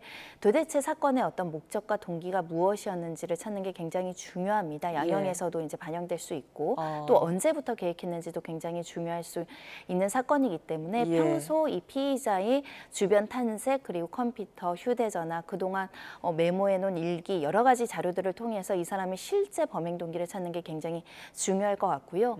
특히 지금 그 자리에 있던 며느리가 나에게도 총격을 하려고 했고 지인에게도 그랬다 이런 주장들도 나오고 있어서 실제 그것이 사실인가 이 부분도 이제 확인해 나가야 되지 않을까 합니다. 지금 유족들은 2차 피해를 우려하면서 신상 공개를 반대하고 있는데 유족들이 반대를 하면 공개하지 않을 수 있는 겁니까? 유족들의 의견을 반영해서 결정하기도 합니다. 실제 알 권리도 중요하지만 실제 피의자가 특정되면 피의자 가족들도 측정되고 그 자리에 있었던 미성년자 손자들이 커가면서 받을 수 있는 정신적 고통이 가늠이 되지 않기 때문에 지금 예. 가족들은 2차 가해 추측성 각종의 어떤 허위 사실에 대해서 좀 자제해달라고 부탁하고 있는 것이고 예. 특히 현장에서 아이들이 아버지가 총격을 당하는 모습을 봤기 때문에 이 일이 이런 신상 공개를 통해서 더 확산되지 않도록 지금 당부하고 있는 상황이기 때문에 예. 신상공개위원회에서도 신상 공개의 요건에는 해당하나 이 가족들이 받을 피해나 2차 가해를 우려해서 공개하지 않을 가능성이 있고 이렇게 가족 간의 범죄가 일어난 사건 중에는 공개되지 않았던 사건들도 꽤 있습니다. 그런 만큼 가족들의 의견이 반영되지 않을까 하고 있습니다. 그렇다면 원래 이제 신상 공개 조건은 어떻게 되나요? 일단 중대 범죄이고요. 잔인한 범죄이고 증거도 뚜렷하고 유죄의 어떤 정황도 명확할 뿐만 아니라 이 범죄 예방 효과나 국민들의 알 권리 차원에서 공개 대상인 사건인데 이렇게 관계의 특수성이 있는 사건, 예를 들면 가족 간의 사건이 대표적이고 또 가족 중에 이 사건을 알므로 인해서 정신적인 피해를 입는 미성년자가 있는 경우에는 알 권리보다 이 개인의 어떤 내밀한 사생활이라든가 가족 간의 어떤 명예를 지켜주기 위해서 비공개해왔던 전례도 있거든요. 그런 측면에서 신상공개위원회가 여러 가지 가치를 고려해서 판단하지 않을까 합니다. 다만 지금 인터넷상으로는 이 가족들의 신상이 어느 정도 유포되고 있거든요. 예.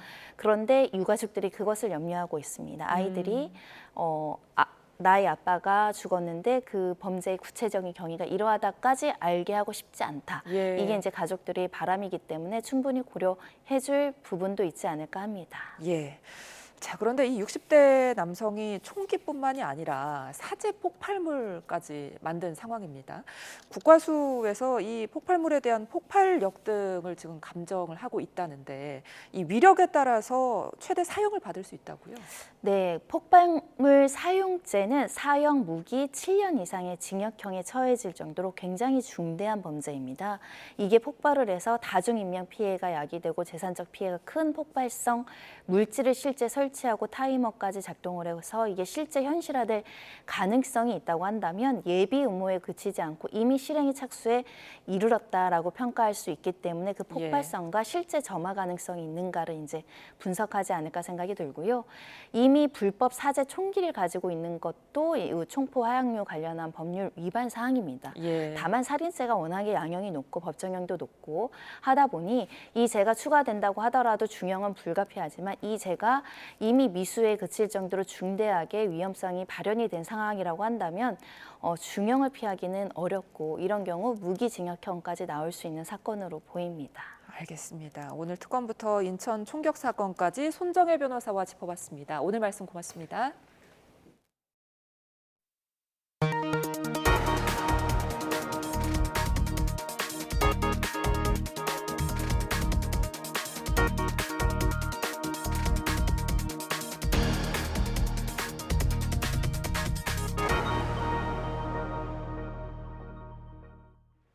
극장가 침체 속에 정부가 모레부터 영화 티켓 6,000원 할인 쿠폰을 배포합니다. 문화가 있는 날에 이 할인권을 쓰면 단돈 1,000원에 영화를 볼 수 있습니다. 김승환 기자입니다. 올 상반기 극장을 찾은 인원은 작년보다 2천만 명 적은 4,200만 명대. 주기적으로 극장을 찾는 관객은 점차 줄어들고 있습니다.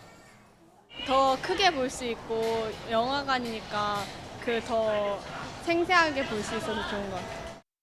올해는 팬데믹 시기를 제외하고 20년 만에 최저 관객 수가 예상되는 가운데 정부가 영화 티켓 6,000원 할인권 450만 장을 뿌립니다. 티켓 가격이 14,000원일 때 쿠폰을 사용해 예매한다면 8,000원만 내면 되고 문화가 있는 날처럼 관람요금이 7,000원일 때 영화를 보면 1,000원만 결제하면 됩니다. CGV, 메가박스 등 대형 멀티플렉스 홈페이지에서 1인당 2매까지 쿠폰을 내려받을 수 있습니다. 온라인 예매를 통한 할인만 가능하고 현장 발권은 적용되지 않습니다. 제휴카드 할인은 최소 결제 금액 조건을 갖추면 함께 적용되지만 통신사 할인은 중복 적용이 안 됩니다. 2020년 6월에도 팬데믹으로 극장가가 어려울 때 할인권을 배포해 관객 수가 반짝 늘었던 경험이 있는 만큼 극장가의 기대감도 높습니다. 다만 까다로워진 관객을 극장에 불러들일 작품들이 꾸준히 나오지 않는다면 극장 살리기는 미풍에 그칠 수 있다는 지적도 나옵니다. YTN 김승환입니다. 오징어 게임 시즌3가 4주 연속 넷플릭스 비영업권 쇼 부문 1위 자리를 지켰습니다. 다만 공개 첫 주와 2주째 93개국에서 전체 1위를 기록했지만 3주 차에는 65개국, 4주 차에는 4개국에서 정상을 차지했습니다. 오징어 게임 시즌2도 비영어 쇼 부문 6위에 함께 올랐습니다. 한국 콘텐츠 중에선 모태솔로지만 연애는 하고 싶어가 10위를 차지했습니다.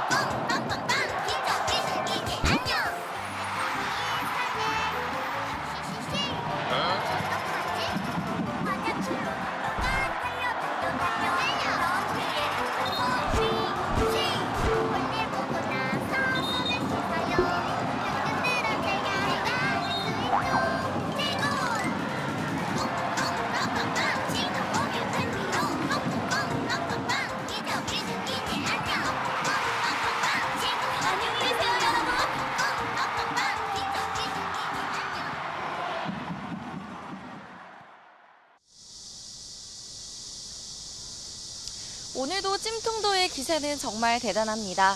3일째 폭염주의보가 발효 중인 서울은 벌써 32도를 넘어선 가운데 여기에 볕도 무척 강해서 날이 더 뜨겁게 느껴집니다. 때문에 시민들도 뜨거운 햇볕을 피해서 그늘 아래서 이렇게 휴식을 취하고 있고요. 또 물가에서 발을 담그면서 더위를 식히는 모습도 보입니다. 현재 전국 대부분 지역이 붉은색의 폭염특보로 뒤덮인 가운데 폭염 경보가 내려진 지역을 중심으로는 벌써 35도를 넘어선 곳이 있습니다. 양산과 경주는 영남 동해안이 35도를 넘어섰는데요. 그 밖의 지역도 33도 안팎을 보이고 있습니다. 앞으로 기온은 더 오르겠습니다. 서울 33도, 대구는 36도까지 치솟겠고요.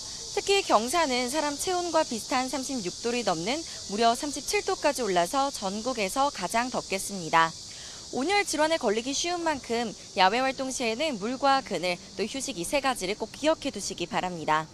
때문에 대기가 불안정해지면서 오후 한때 강원과 충북, 경북 북동부 내륙에만 5에서 30mm의 소나기가 내리겠습니다. 갈수록 더위는 더 심해지겠습니다. 특히 금요일에는 서울의 낮 기온이 36도까지 치솟겠고요. 주말에는 초열대야 수준의 밤더위가 나타날 전망입니다. 낮 동안 자외선도 무척 강하겠습니다. 전국 대부분 지역에서 자외선 지수가 매우 나쁨 단계까지 치솟는 만큼 외출 시에는 자외선 차단 용품을 꼭 착용해 주시기 바랍니다. 지금까지 YTN 김시아입니다. 이상으로 수요일 뉴스나우 마칩니다. 시청해주신 여러분 고맙습니다.